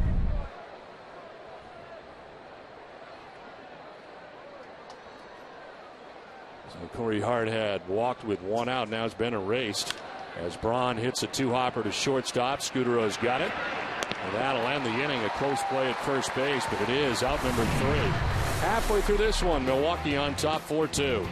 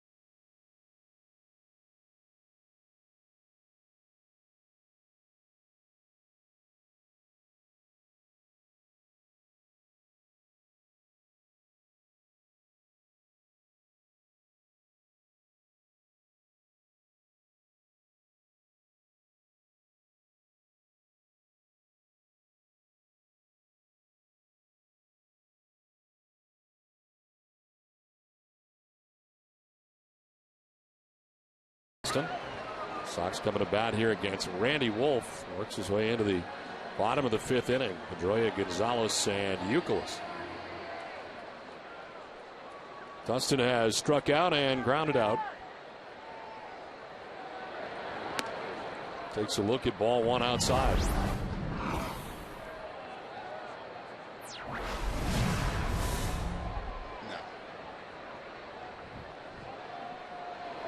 Hearing voices again? I'm talking to myself. Oh, okay. Yeah, it's a thing I do every once in a while. I've noticed that with age. Don't bring up the age again. I'm not that old. The 1-1 is on the ground to first. Fielder will take it himself. Gets to the bag in time to get Pedroia 1 down.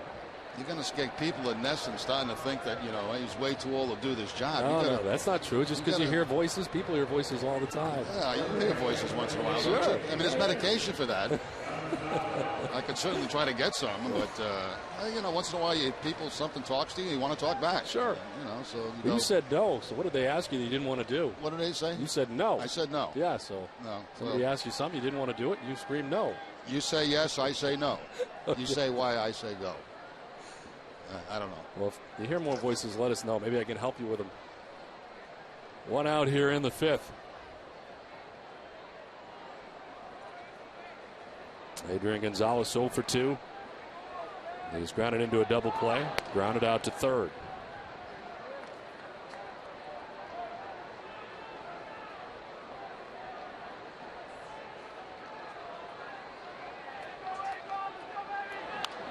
Pops it up this time, got jammed. Betancourt at shortstop will make the catch for the second out of the fifth inning. Time now for the answer to tonight's AT&T trivia question. Who was the Red Sox first pick in the 2002 MLB draft? The answer is John Lester. Lester was Boston's second-round pick, 57th overall in the 2002 draft. Prince Fielder was the Brewers' first pick, 7th overall in 2002. The 02 draft had a star-studded first round. B.J. Upton was number 2 to Tampa. Current Brewers Zach Greinke was 6th to Kansas City. Nick Swisher was 16th to Oakland. Cole Hamels, 17th. Denard Span, Jeremy Guthrie, Joe Blanton, and Matt Cain also went in the first round that year. It was a pretty good year. So 2 down here in the fifth inning, and Kevin Youkilis prepares to get in. He is 2 for 2. Double and a run scored in the second. He singled in the third. This one fouled off to the right. Boston Red Sox baseball on NESN is brought to you by Eastern Bank. Commitment, compassion, and love of the game is just some of the things Eastern Bank is made of. Find out what we're made of at easternbank.com. Youkilis to center field. Carlos Gomez coming in and making the catch that ends the fifth inning. We played 5, 4-2 Milwaukee.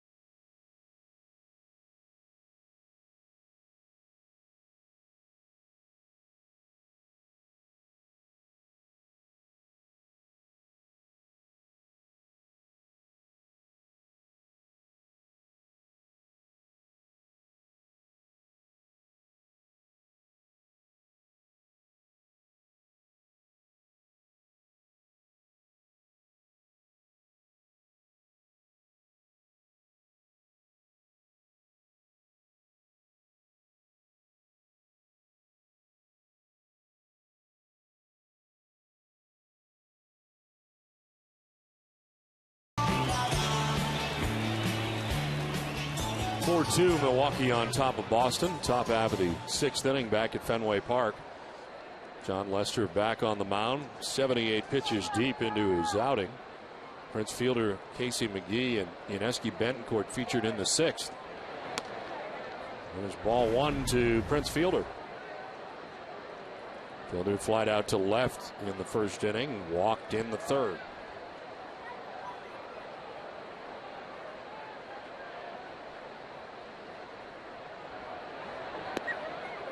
Two and 0.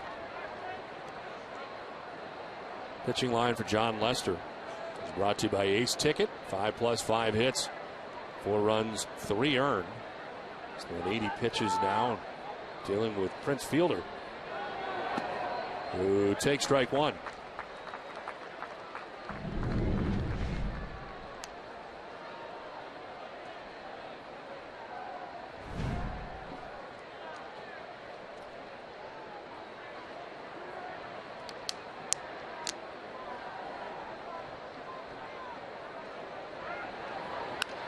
By the mound up the middle, then into center field. Prince Fielder's got a base hit to start the sixth inning. His first hit of the night, second time he's been aboard.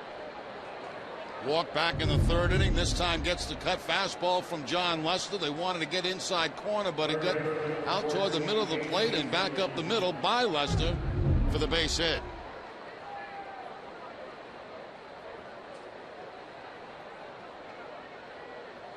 So lead runner on for Casey McGee. Lined into a double play in the first inning, singled in the third, 1 for 2. The single in the third inning picked up an RBI, his 31st of the year. It's in there for strike one.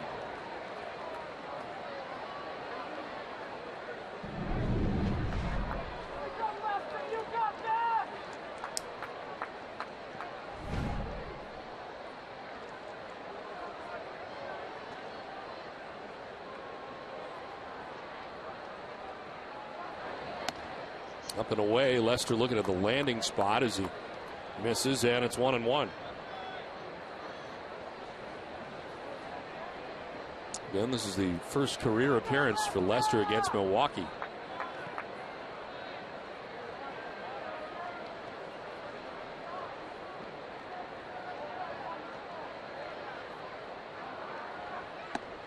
Surrounds the plate and misses. Lester wanted it. It's 2-1. Lester tries to pick up that outside corner with the fastball, leaves a cut fastball, leaves it a little bit high.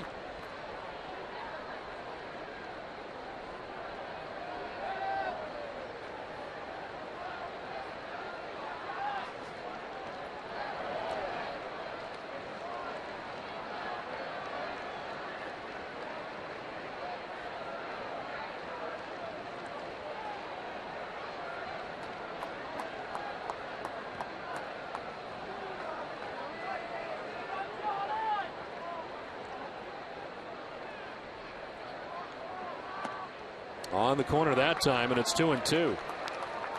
It's a pitch that Phil Cuzzy's been calling all night. And McGee checking with him again, and back and forth they go. Certainly has. If you're a right-handed hitter, you've got to expand your strike zone a little bit to that outside part of the plate.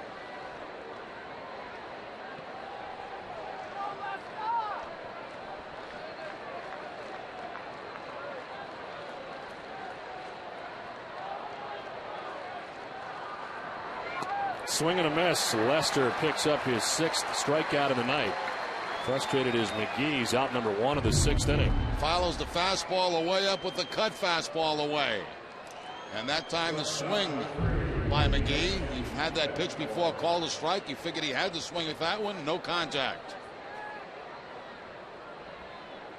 One down here in the 6th inning. Yuniesky Betancourt coming up. Shortstop for Milwaukee is flied out to center field twice.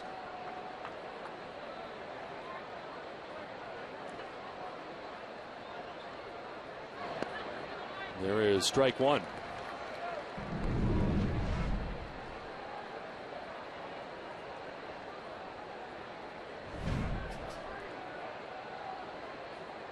Betancourt playing the first 5 years of his major league career with Seattle.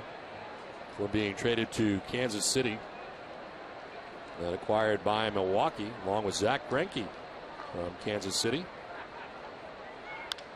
There's a pop-up sending Pedroia to the outfield grass, backpedaling. He'll make the catch. 2 down. Little stumble there at the end, but not costly. 2 away. Well, immediately following the game, stay with us for WB Mason Extra Innings Live with TC and Peter. Get a breakdown of John Lester's outing, including his take on tonight's performance. Plus, he'll have the manager's perspective in the From the Press Room segment. It's all coming up right after the game on WB Mason Extra Innings Live.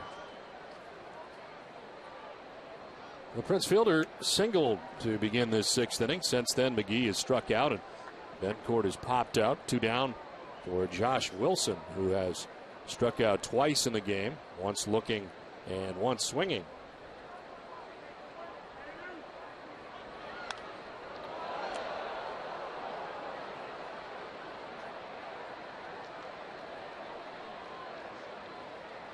Tom Werner and his son Teddy enjoy the ball game today here at Fenway Park. Son Teddy works for the Milwaukee Brewers. So a little heated rivalry going on down there. You can see the tension, can't you? This is on the ground. Diving at third is Youkilis. From his knees, he throws to second for the force out that ends the inning. Nice play by Youkilis at third base. 5.5 done, 4-2 Milwaukee.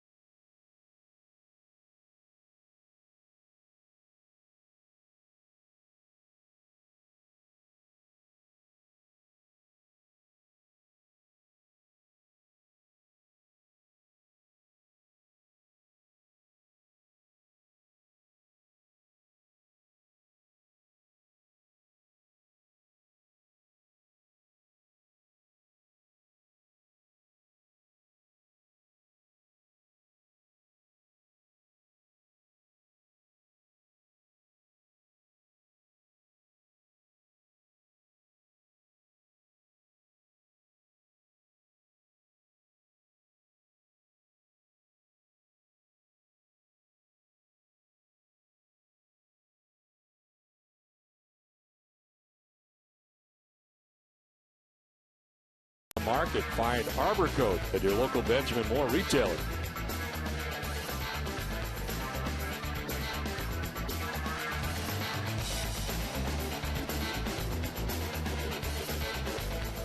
It's on to the last half of the 6th inning back at Fenway Park. Milwaukee on top 4-2 as David Ortiz will be leading it off.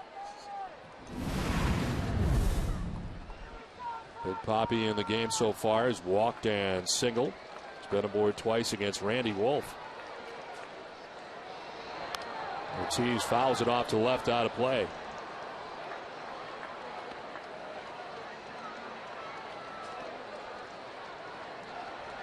It'll be Ortiz, McDonald, and Scudero.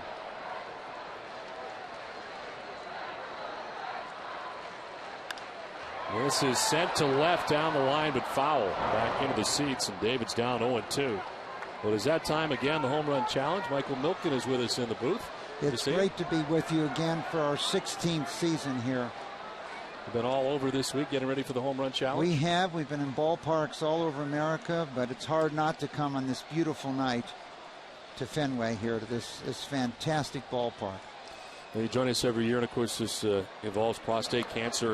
Major League Baseball has been so involved over the years, and last year a lot of money raised, and hope to do the same this year. We do, and as you can see from the efforts for bike riding here for Dana-Farber, they're tremendous success. Last year was the best year in the history of cancer research for all forms of cancer, with the tremendous investments that have been made. You guys have, as this one is chopped right side. Fielder can't get it. And short right, they'll throw to first, and they just get Ortiz. Nice play. Josh Wilson, who is stacked up in that triangle shift on the right side, and even though Fielder can't get it, Wilson does, and they still get Big Papi. And a nice play by the pitcher, Randy Wolf, to get over and cover first base. Once that ball gets by Fielder, there's nobody there except the pitcher doing his job. So he didn't get lazy. He didn't forget. He got over and covered first base, and they got the out. So the theme we started 16 years ago was keep Dad in the game, and people like Dennis Eckersley and others have been great spokespersons here in the Boston area. And this uniform I'm wearing tonight for Dad. This is to third base. McGee will toss across. There's two down. Of course, you guys do this every week leading up to Father's Day. Right, and tomorrow all 15 ball games, all 30 teams will be playing. Every home run hit tonight and tomorrow is worth $20,000. For prostate cancer. We've raised about $1.5 million at Red Sox games. But more than that, the awareness of telling men to get checked, early detection, and the death rate from projected levels has fallen by 50% for prostate cancer and many other cancers also. And so this is the #1 awareness program for prostate cancer in America. We're looking over the numbers. It is staggering how many men have prostate cancer. Well, 1 in 6, and we've learned so much about nutrition. You can go to pcf.org and learn a great deal about where our research goes on in the world. And one of the things here in the Boston area, not just prostate cancer, but this is a center for cancer research, all forms of medical research, and much of the new developments. This is to left down the line and will be a foul ball. Much of the new developments here in cancer research are occurring right here at Mass General, Harvard, Dana-Farber, MIT, the Broad Institute, the new Koch Institute. And we've learned so many things. Next year, my guess is, in large numbers, you'll be able to decode an individual's entire DNA for about $5,000 a person. That's down from over billions of dollars, and we'll be able to, the dawn of personalized medicine is with us. We're just about to see, and when their successes are going to increase dramatically. Scudero into left field, a base hit with 2 down in the inning. Marco is on for the second time tonight.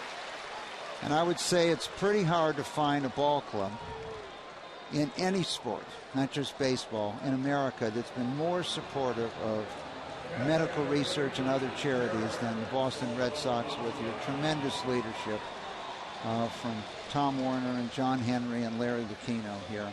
You could see Larry Lucchino early in the game greeting all those cancer survivors that rode in on bikes. You know, just what a great experience. And seeing that American flag out there covering the entire Green Monster, I don't even know how you can get an American flag that big. Well, we'll be seeing a lot of light blue around the ballpark tomorrow, and hopefully both clubs and all Major League Baseball will hit a lot of home runs. Well, I think the key is for the two of you to be wearing your blue wristbands tomorrow to remind Dad to get checked. All right. There you go. Nice. Thank you. I'm on tomorrow. This one is set fouling again. Now, every team, as you know, we have a player rep, David Ortiz, Alex Gonzalez, a pretty good pickup for the Red Sox. What do you think? Not bad. How do you donate? You can call in to PCF.org, or you can call 1-800-798-CURE, and you can pledge for home runs that are hit. So if we end up with 80 and you pledge $1, that would be $80. This is to left and is caught in left field by Ryan Braun. Michael Milken, thanks very much. Thank you, and have a happy Father's Day. And I just want to, the work you've done has brought a happy Father's Day to millions of men, not just in the United States, but around the world. Thank you very much.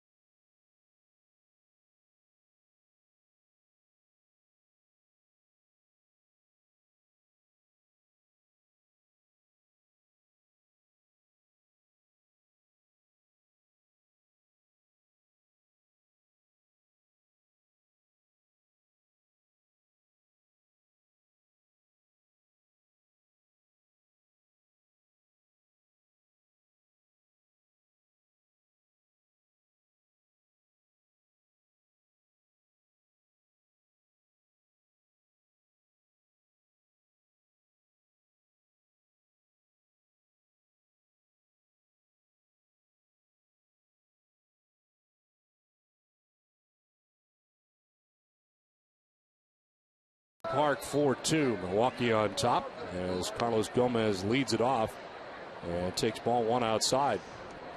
Well, Jerry, thinking about tomorrow and all the light blue, maybe a chance for me to break out my light blue, powder blue jacket. Well, it might be a good day for it. You have the blue wristband to go with it. So. Yes, so we'll have to go with that probably tomorrow, I think. Trying to figure out a way to get it back into the rotation again, and it is powder blue, so it may work. Carlos Gomez has struck out twice against John Lester tonight. To right field, Mike Cameron coming in. And he'll make the catch for the first out of the seventh inning. On this week's all-new Ultimate Red Sox show with Heidi Watney, presented by Arbella Insurance, Peter Gammons talks to Jacoby Ellsbury. David Ortiz has a Father's Day moment. And we look at the 9-game win streak and much more. Catch the Ultimate Red Sox show tomorrow at noon before Sox Brewers coverage. One out in the seventh inning. George Kataris coming up.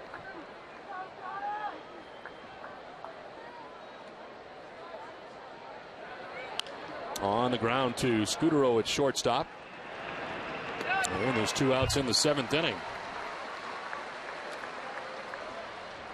It's time for a game break, and Tom Caron, TC.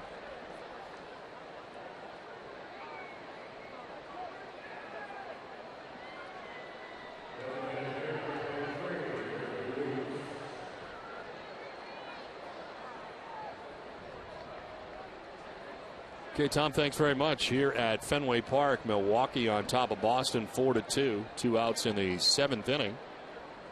And Ricky Weeks is coming up. He homered back in the first inning off John Lester. It was a rapid fire start for Milwaukee against Lester. Weeks, then Hart, each homering in the first inning. Now a line drive to right center. Diving as Cameron can't get it. Ellsbury is going to track it down.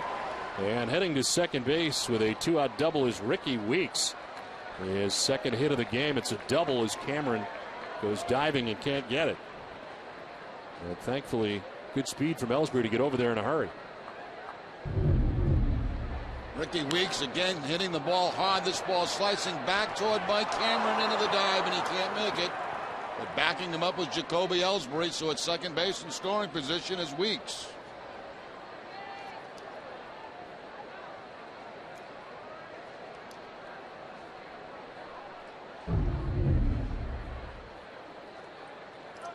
So 2 down, Weeks at second base. Milwaukee trying to add on to their 2-run advantage. And Corey Hart standing in. Hart hits a fly ball out to Mike Cameron. Mike will put it away to end the 7th inning. It's 7th inning stretch. Brewers on top 4-2. Let's check in with your Need to Know with Nesson Daily, presented by Sunlight Financial. Here's Randy Scott.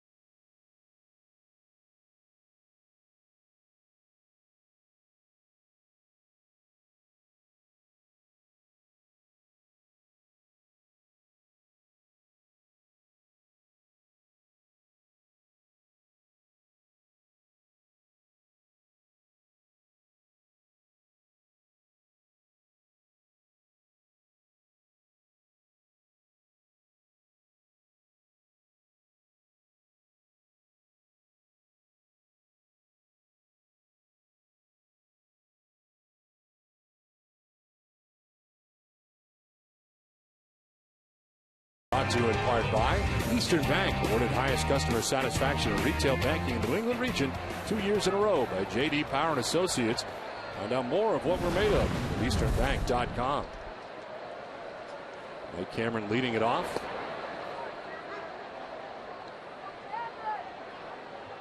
Cameron with a single to drive in a run in the second inning. Grounded out to third base in the fourth inning. In the dirt, and it is 2-1. Randy Wolf working into the 7th inning tonight. 96 pitches deep.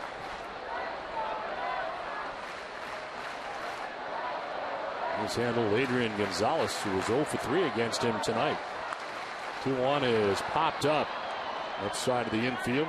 Casey McGee makes the catch for out number 1 of the 7th inning. Well, tomorrow afternoon, following Red Sox first pitch, join us for Red Sox Game Day Live, presented by Uno's with TC and Peter at 1. Have a preview of tomorrow's series finale with the Brewers. The Bruins bring the Cup to Fenway Park. Plus, the Boston Globe's Michael Vega will have the latest news and notes from the Red Sox clubhouse. The live coverage begins at 12:30, and it's only on Nesson. LaTroy Hawkins starting to warm up in the Milwaukee pen. A veteran right-hander.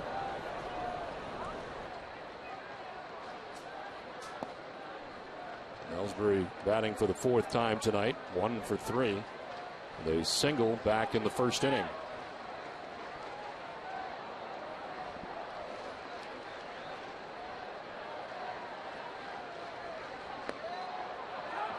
Did he go? No. It's Tom Hallion. And it's 2-0. Randy Wolf reaching his average. Lots of room before he reaches his high.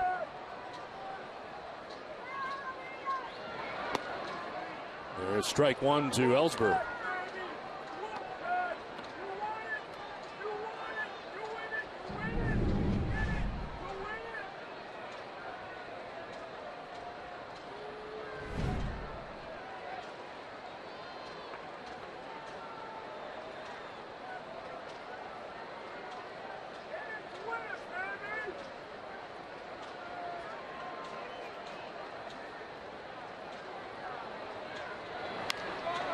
It's jammed and hits a one-hopper to Wilson, who throws out Ellsbury.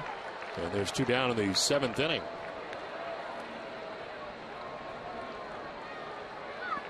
Dunkin' Donuts is in its 13th year of hosting local youth groups and charitable organizations in the Dunkin' Dugout, a special seating section at Fenway Park.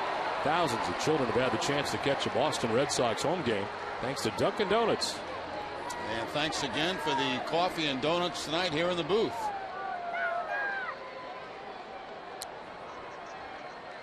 Two down in the 7th inning.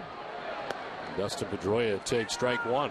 And whoever's listening tomorrow, they'll bring some breakfast sandwiches. That would be awfully nice to go along with the coffee. Not to be particular, but sausage, egg, and cheese would be fabulous. The 0-1 is outside.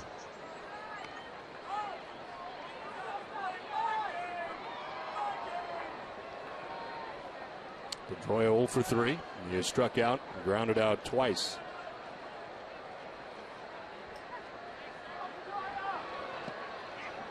In the dirt, and it's 2-1. I bet Benny's already got the order. I bet he does. Yeah, he's already got that. You'll see more sandwiches here tomorrow than you've ever seen in your life.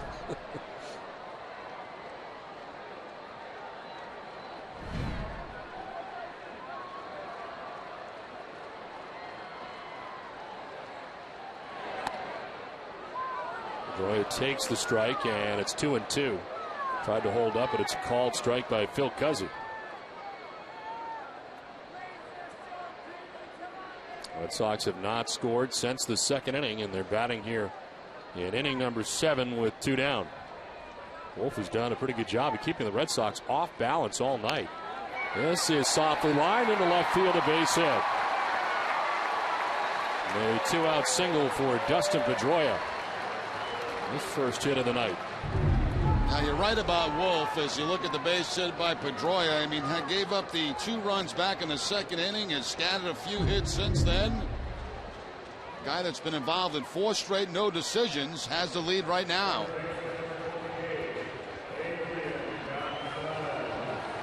Well, he's handled Adrian Gonzalez, who is due. Gonzalez grounding into a 6-4-3 double play in the 1st inning, grounded out in the 3rd, popped out in the 5th.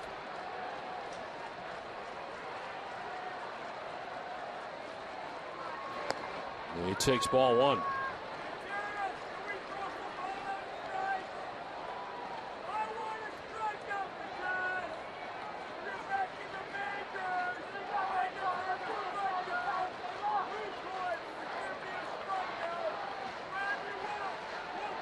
Red Sox against left-handed starters this year started the year 4-7, and they've won their last 11 games against lefties, and trying to come from behind tonight as Gonzalez takes ball 2.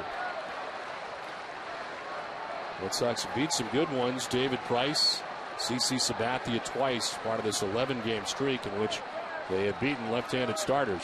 And tonight, Randy Wolf works into the 7th. Gonzalez fouls it off, 2-1. And a look at what the Red Sox have done in the last 11 games against left-handed starters. In those 11 games, they're averaged nearly 50 points better. They have scored 14 more runs. Started the year 4-7 against lefties. really since the start of May. This is where the 11-0 record started.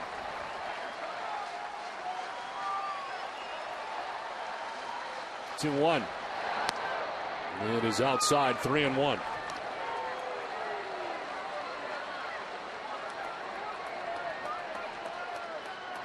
Nicholas on deck with 2 outs here in the 7th inning. Again, remember, no Papelbon at the end should the Red Sox need him, serving the 2nd game of his reduced suspension tonight.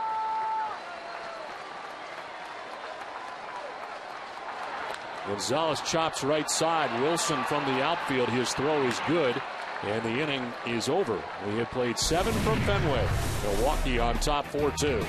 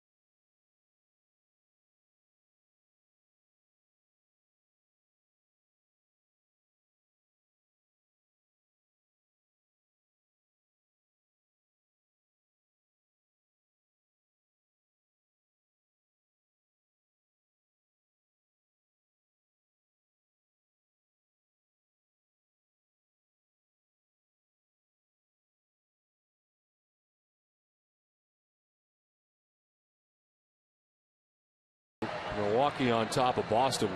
John Lester is up to 97 pitches and ready to work here in inning number 8, and to work the hardest in the 3rd inning. In that inning, the Brewers added 2 runs, and he faced 7 batters. Gave up a home run to George Kataris to get that inning started. Ryan Braun leading it off and taking strike 1. Braun with a double back in the 1st inning. A walk and a run scored in the 3rd, and then he grounded out the shortstop in the 5th.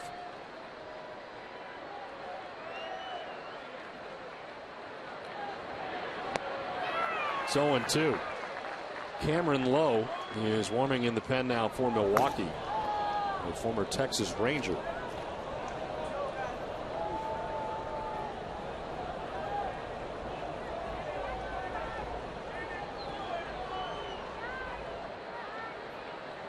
Andy Wolf has gone 7 innings and thrown 111 pitches as he vies for his 5th win of the year. The Red Sox only 2 runs. They get that back in the 2nd inning. That shuts them down over the next 5. Looks like he'll be handing it off to the bullpen.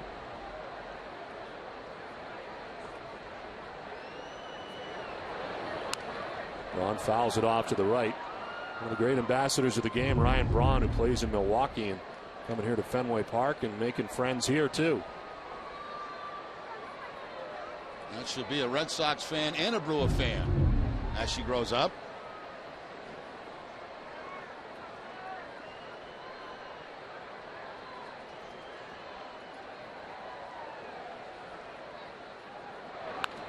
This is on the ground foul by the Brewers dugout, and it hangs at 1-2.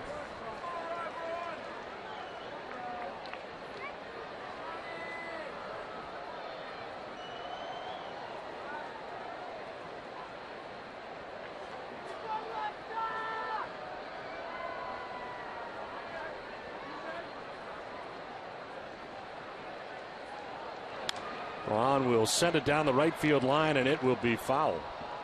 And it hangs at 1-2. Jerry, you got a lot of stuff going on. You got restaurants, you got a website, you got a lot of things going on. But Ryan Braun's got a lot of stuff going on. He's got his own line of bats. He has a clothing line. He has a drink. And like you, he has restaurants. He's got a waterfront restaurant in Milwaukee. And he's got Ryan Braun's Tavern and Grill in Lake Geneva, which opened in 2010. He's got a lot of stuff. Got a lot of stuff going. I have a drink too. You do? I didn't know that. Once in a while. Oh, but I see. I got a little taste. 1-2 is low, and it's 2-2.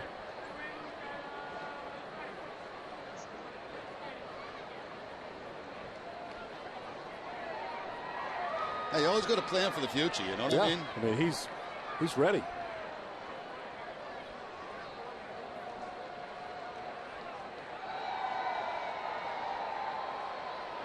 This is tap foul. His clothing line is Remedy. This is what? It's called Remedy. Remedy? Yes, it's kind of a takeoff on Remy. Oh. Remedy. Some fireworks in the background here. It's not the 4th of July, is it, Don? Not yet.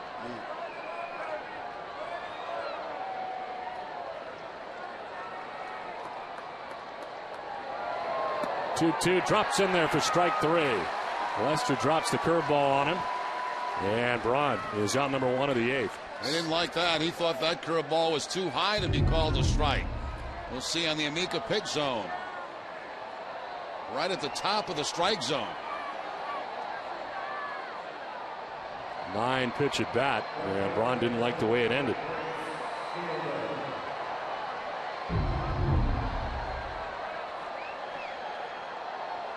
So 1 out in the 8th, and Prince Fielder the batter. Lays off strike 1. Fielder flied out in the 1st, walked in the 3rd, singled in the 6th inning.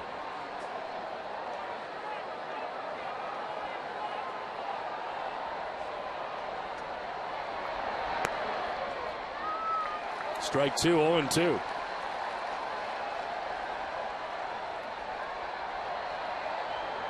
Just up over the average tonight.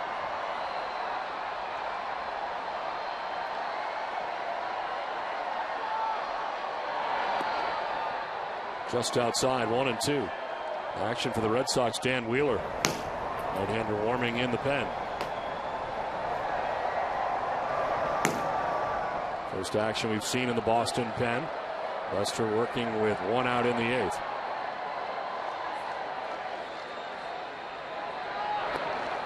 On the outside corner for strike 3. Back-to-back strikeouts for Lester, and impressive ones at that. He gets Braun and now Fielder 2 down. One of the problems John had early in the game is a lot of the pitches stayed up in the zone. Now they're down in the zone. You can see the fastball down about knee high, right on the outside part of the plate.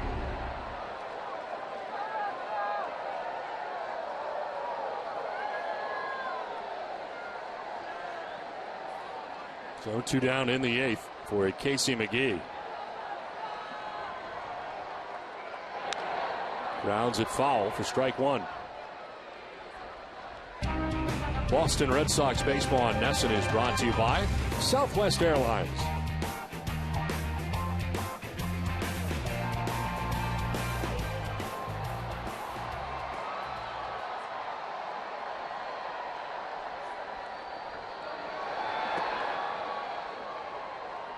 Two down in the 8th, and Casey McGee with a count of 1-1.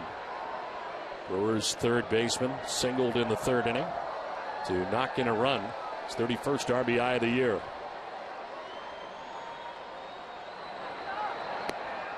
Thought about it, but takes ball 2. Did he go? No, says Bill Miller, first base umpire.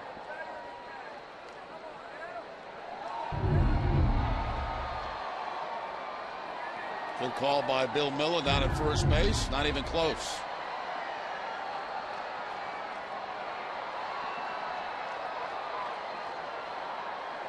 McGee with a swing and a miss. 2-2. A change up that time from Lester had McGee off balance.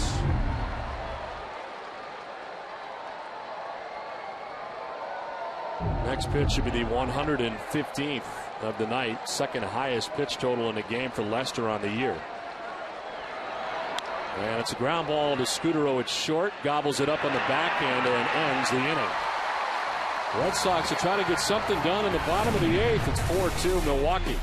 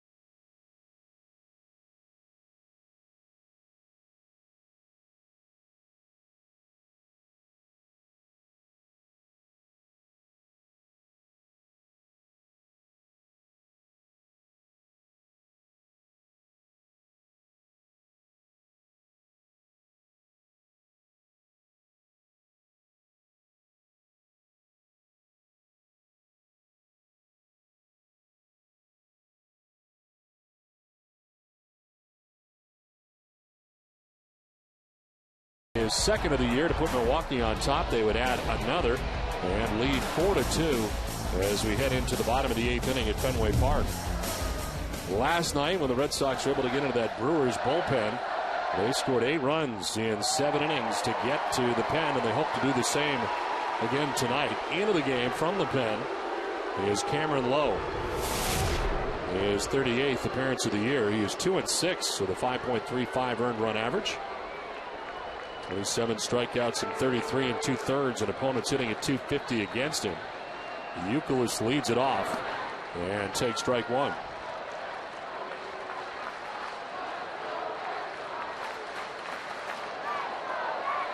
Youkilis doubling in the second, singled in the third, lined out in the fifth.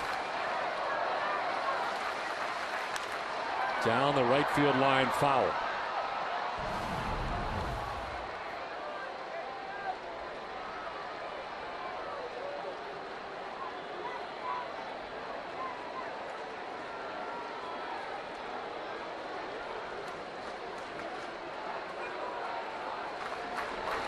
This one skips in, and it's 1-2.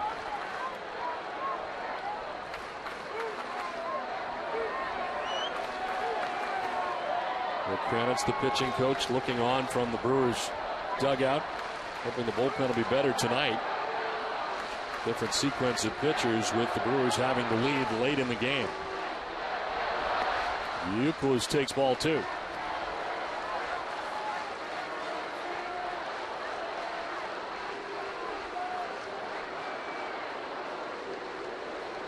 Lowe last pitched on Wednesday night at Chicago against the Cubs. 1 inning, giving up 1 run. Youkilis down the right field line. Foul ground, fielder and Hart, but it'll go back into the seats. Prince Fielder going as far as he could all the way down to Canvas Alley. A good hustle there by Prince Fielder trying to track that foul ball down, but obviously going out of play. Prince going as hard as he can with his back to home plate.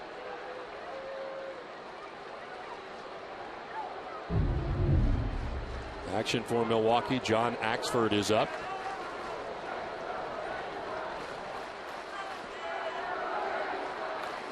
Here comes a 2-2 to Kevin Youkilis. Chop left side. The shift is on. It's Betancourt from short. And the ball dropped by fielder at first. Euclid will be safe. He just boxed it. Yep, just dropped it. Accurate throw by Yuneski Betancourt right into the glove of Prince Fielder, and he just dropped it. Hit him right in the heel of the glove. So the Red Sox looking for a break. They got one.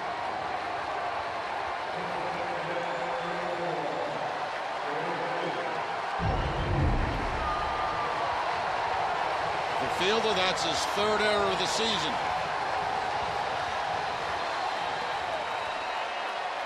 David Ortiz stands in. Fenway Park is alive. Shift on the right side for the Brewers. David takes ball one.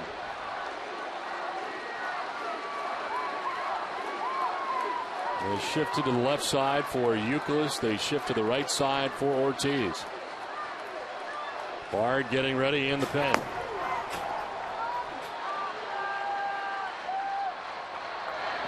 Down and in, and dancing out of the way is Big Poppy, 2-0.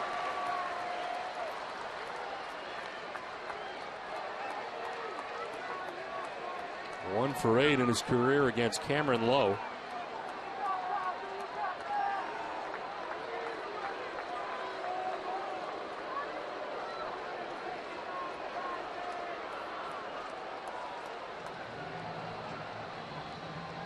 Hess and Hess Express are proud sponsors of the Red Sox and the Red Sox on Nesson. During the 2011 Red Sox season, Hess and Hess Express will donate $500 to the Pediatric Trauma Program at Children's Hospital Boston.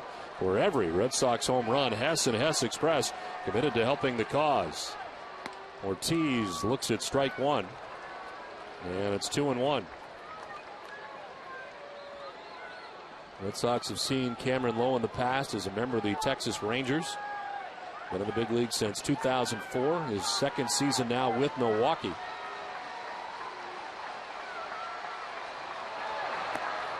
Ball three.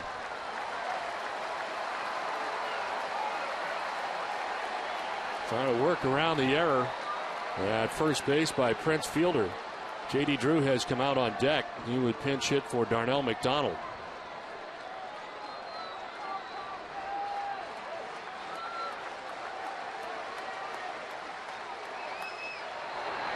Ortiz fouls it off. Remember, Cameron Lowe throwing a lot harder than he currently does. Yeah, the fastball right now has been 89 to 90. Saw Cameron Lowe both in the starting role and relief role in Texas.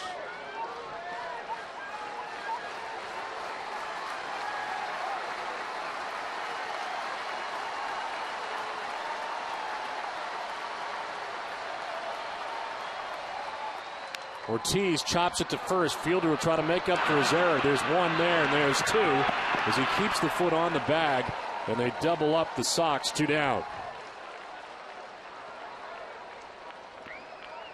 Well, that's going to make Fielder feel a lot better. He gets the 3-6-3 double play. Ground ball right at him, spins around, and back to first base to take the throw with a little bit of a stretch to get David Ortiz. So 2 outs, base is empty, and it is Drew now to bat. Darnell McDonald had been 0 for 3 in the ball game tonight. There's ball one in the dirt.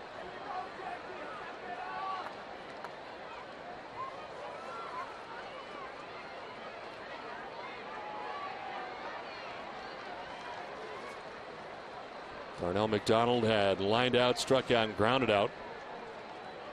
And now the right-hander low in the game. It's Drew who pinch hits.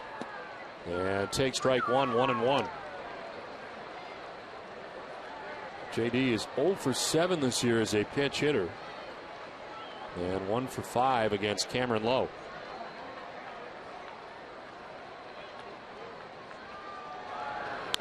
Back to Lowe.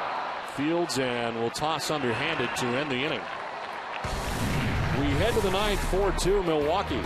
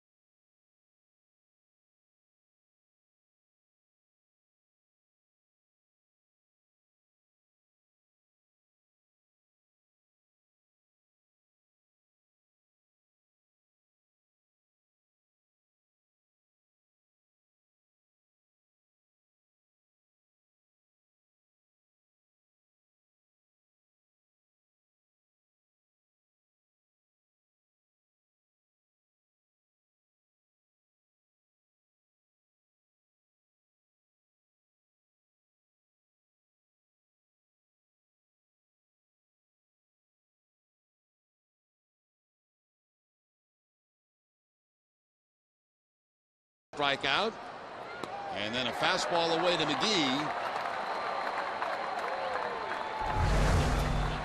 3 of the strikeouts for John Lester in this game. J.D. Drew takes over in right field for the Red Sox.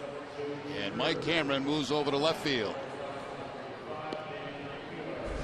Your pitcher, as this call to the bullpen, is brought to you by New England Ford dealers. Dan Wheeler into the game after 8 innings from John Lester. Wheeler's 19th appearance. Clemens sitting at 307 against Wheeler, who has been very good since coming off the DL. Pitched a scoreless inning in his last outing at Toronto. It's now been 7 days since we last saw Dan Wheeler. He's allowed just 1 run in 7 outings since coming off the DL. In 7 2/3 innings as Tommy Hotovy warms in the pen. Unieski Betancourt leading it off here in the 9th. And takes strike 1. Line on Lester tonight, 8 innings, 7 hits, 4 runs. He walked 3 and struck out 8. Can't win it. Came in looking for his 10th win of the year. This is 9-2. This is popped up. Foul ground. Saltalamacchia back, but no play.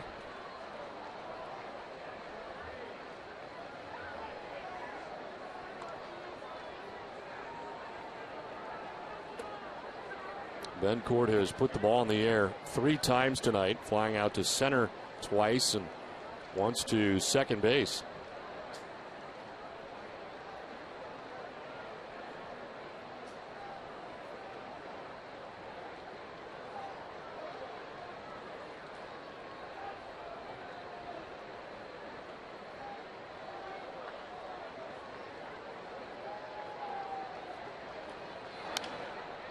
Popped up, short right field. Pedroia going hard, Drew coming in, and J.D. makes the catch.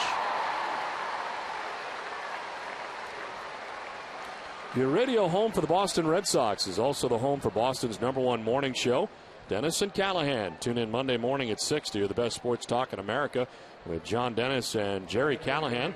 That's weekday mornings at 6 on the WEEI Sports Radio Network, and of course right here on NESN.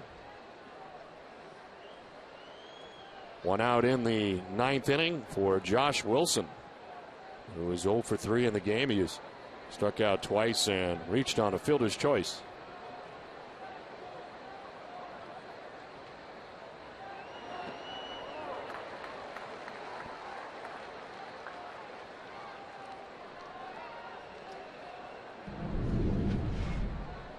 Don't forget, coming up immediately after the game, stay with us for WB Mason Extra Innings Live.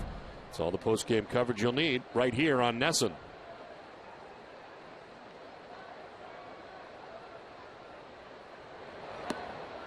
And there for strike 2.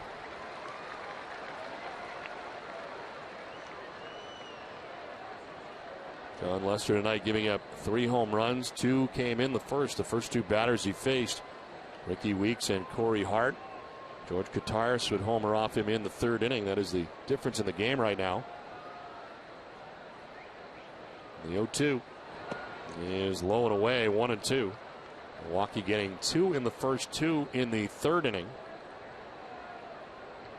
Red Sox have not scored since the 2nd. RBI singles for Jared Saltalamacchia and Mike Cameron.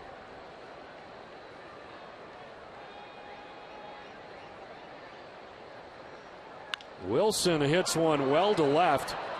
This is up on the wall. Mike Cameron will play the Cameron as Wilson heads to second base, standing with a double.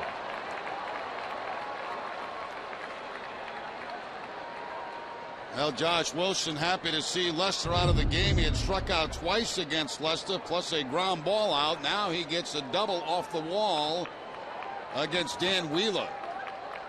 Mike Cameron grabbing that ball with the glove. No throw into second base. Did not have a chance to get Josh Wilson. It looks like Niger Morgan will pinch hit for Carlos Gomez. Morgan had the start in last night's game.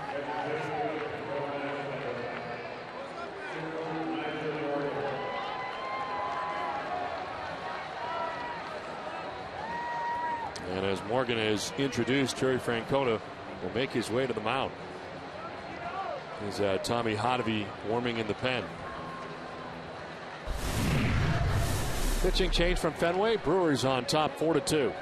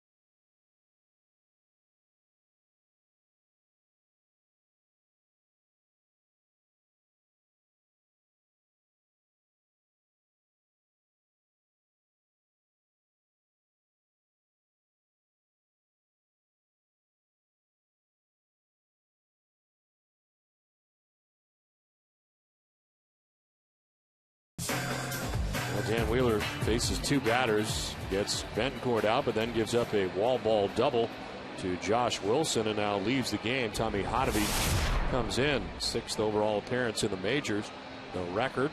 He's gone 2 1/3, giving up 3 walks, 1 strikeout.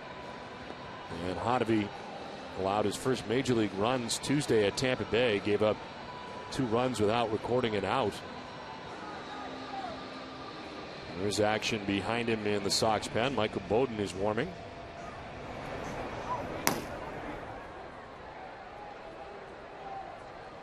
One out. Josh Wilson at second base as Milwaukee tries to add to this 2-run advantage in the top half of the 9th inning. Nyjer Morgan is pinch hitting for Carlos Gomez.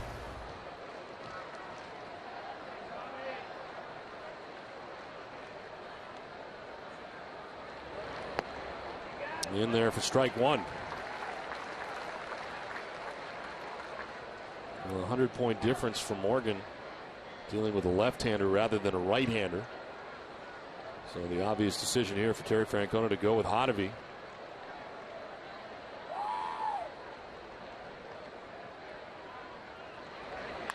On the ground to first base, Gonzalez has got it himself. He'll tag the bag.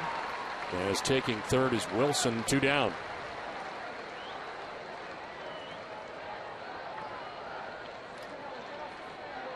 And getting called back is Kataris. Looks like going to have another pinch hitter coming up.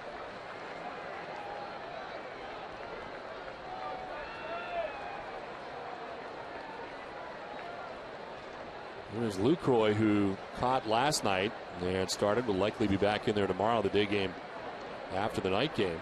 And Terry Francona's back out of the dugout again.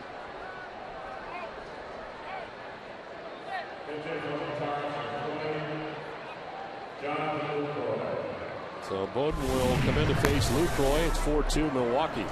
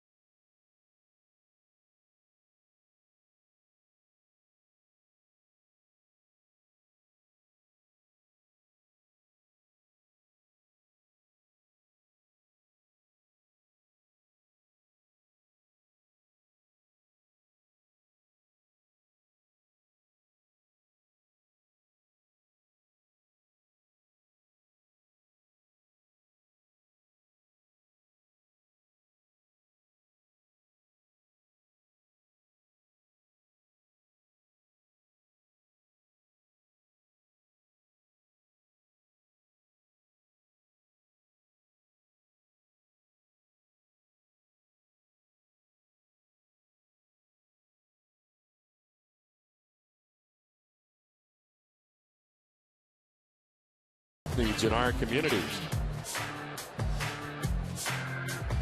4-2, Milwaukee on top of Boston. 2 outs in the top half of the 9th inning. Brewers are threatening for another run with Wilson at third base. And Michael Bowden into his 4th game of the year for the Red Sox. Has not given up a run in 4 innings. And opponent's hitting at 200 against him. He comes in to face Lucroy, the pinch hitter, after George Kataris had been 1 for 3 in the game of the home run.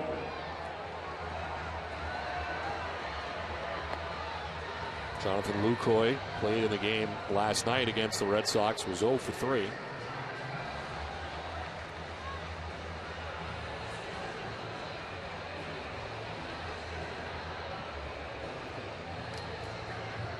The home run for Kataris back in the 3rd, his 2nd of the year.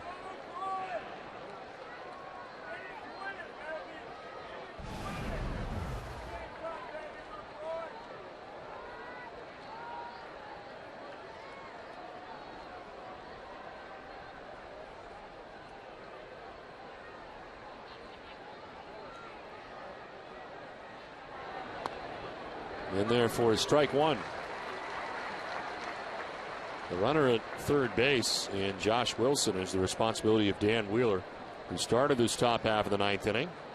Red Sox are on their 3rd pitcher of the inning.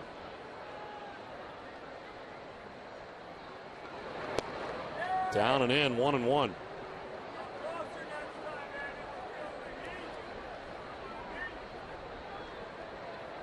Bowden recalled from the Paw Sox on June 10th, in the midst of his 3rd stint with the Red Sox this season.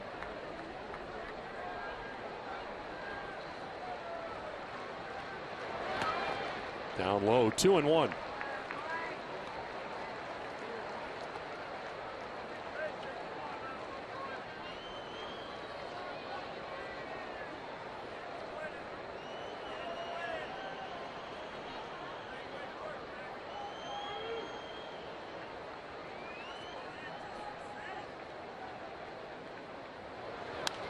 Fouled off to the right, back and out of play up into the grandstand area. And it's 2-2. Lucroy asking if that was a strike.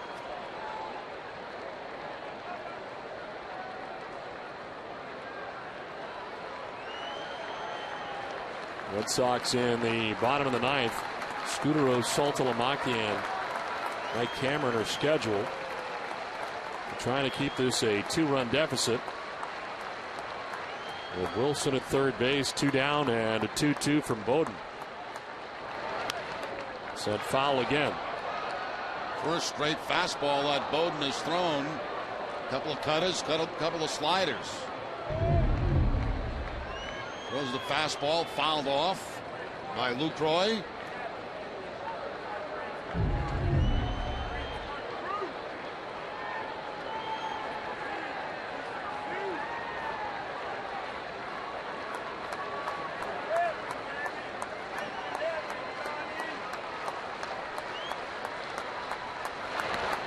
Ball 3, full count.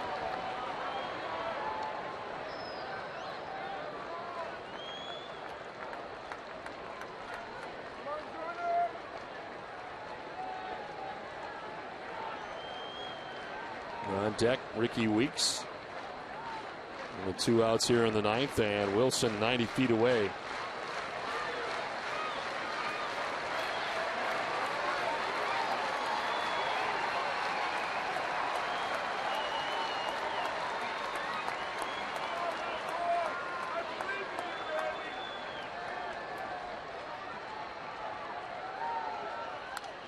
Swinging a foul again.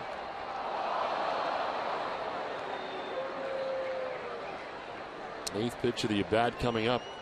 Jonathan Lucroy, who's batting here with 2 down, a runner at third base. Lucroy pinch hitting for George Kataris. There is Josh Wilson.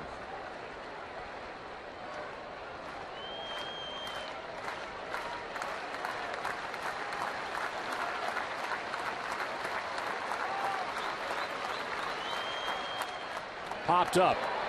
Playable for Adrian Gonzalez. Puts it away. We head to the bottom of the 9th inning. Red Sox need 2 to tie. 4-2 Milwaukee.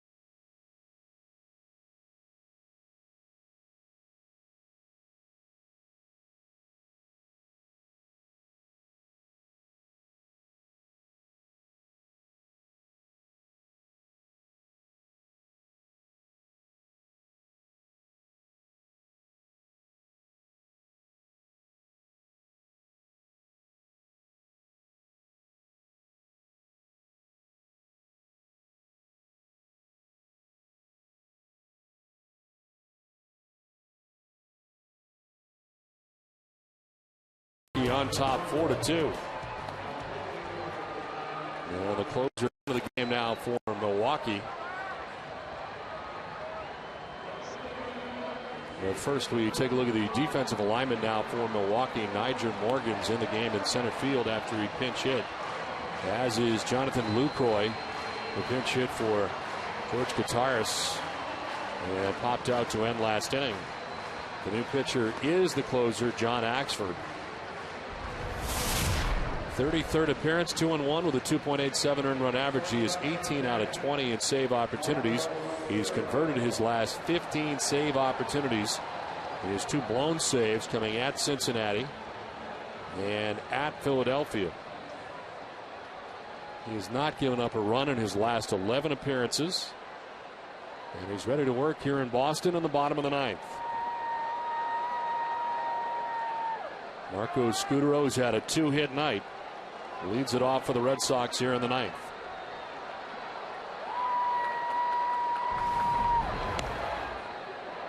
Ball, no, strike one.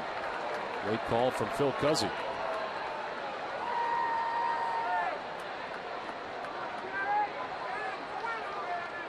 Jared Saltalamacchia, then Mike Cameron, the anticipated trio here in the 9th.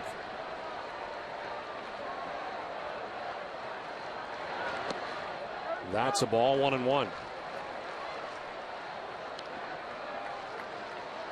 Drew Sutton has got a bat in hand. So maybe Sutton for Cameron.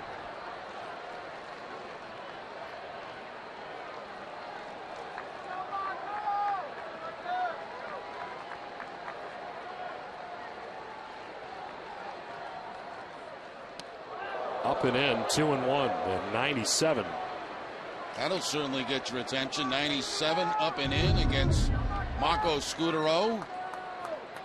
It's like a Daniel Bard fastball right there.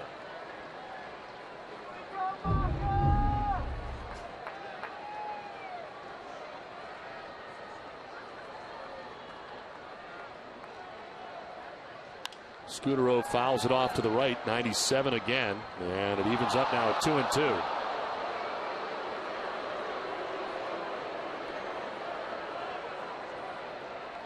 .24 saves last year for Axford in his rookie season with Milwaukee. Most ever by a Brewers rookie. Last year he was 24 out of 27. Scudero chops it off the plate towards McGee at third. The throw is in time, and there's one out in the 9th.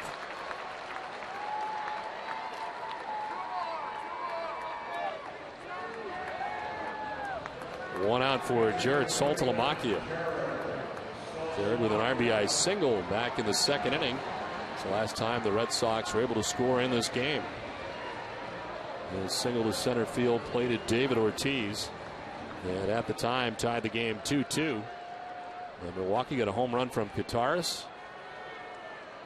And an RBI single from Casey McGee as part of the 3rd inning. Here comes Drew Sutton. He will pinch hit for Mike Cameron. There's strike one at 98. A reminder to stay with us for Granite City Electric Red Sox final. Complete post-game coverage coming up after the game from our Nesson studios. Mike Cameron 1 for 3 in the game tonight. Swing and a miss. It's 0-2. Breaking ball. Yeah, we've seen a fastball, we've seen a slider, and now a curveball.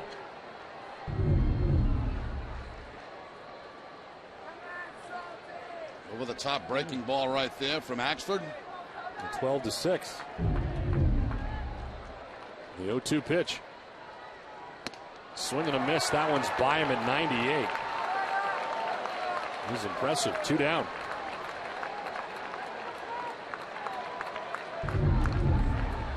.98 mile an hour fastball up above the belt to Saltalamacchia.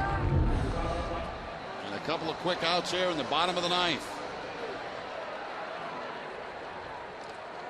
Drew Sutton pinch hitting for Mike Cameron.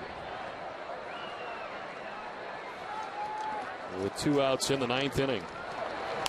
It's fouled off. Milwaukee is vying for their first win here at Fenway Park since 1997. Their last year in the American League. Granted, this is only the 2nd time they've been here since. They were swept here in 2008. Dropped the first game of this series in 2011.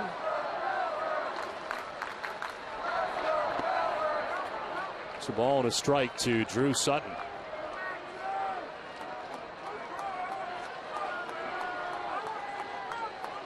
Michael Bowden finishing up the top half of the inning and leaving Josh Wilson at third base to keep this a 2-run game. Sutton grounds it to short. Betancourt up the middle's got it. Game over. Brewers take game 2 of the series. Axford has a 1-2-3 ninth inning.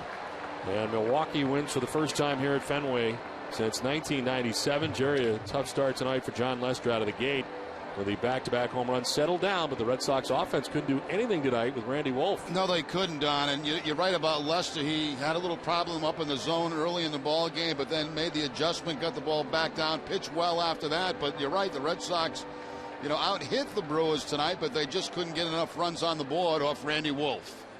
So Wolf is now 5-4 with the victory here tonight. Red Sox drop this one 4-2.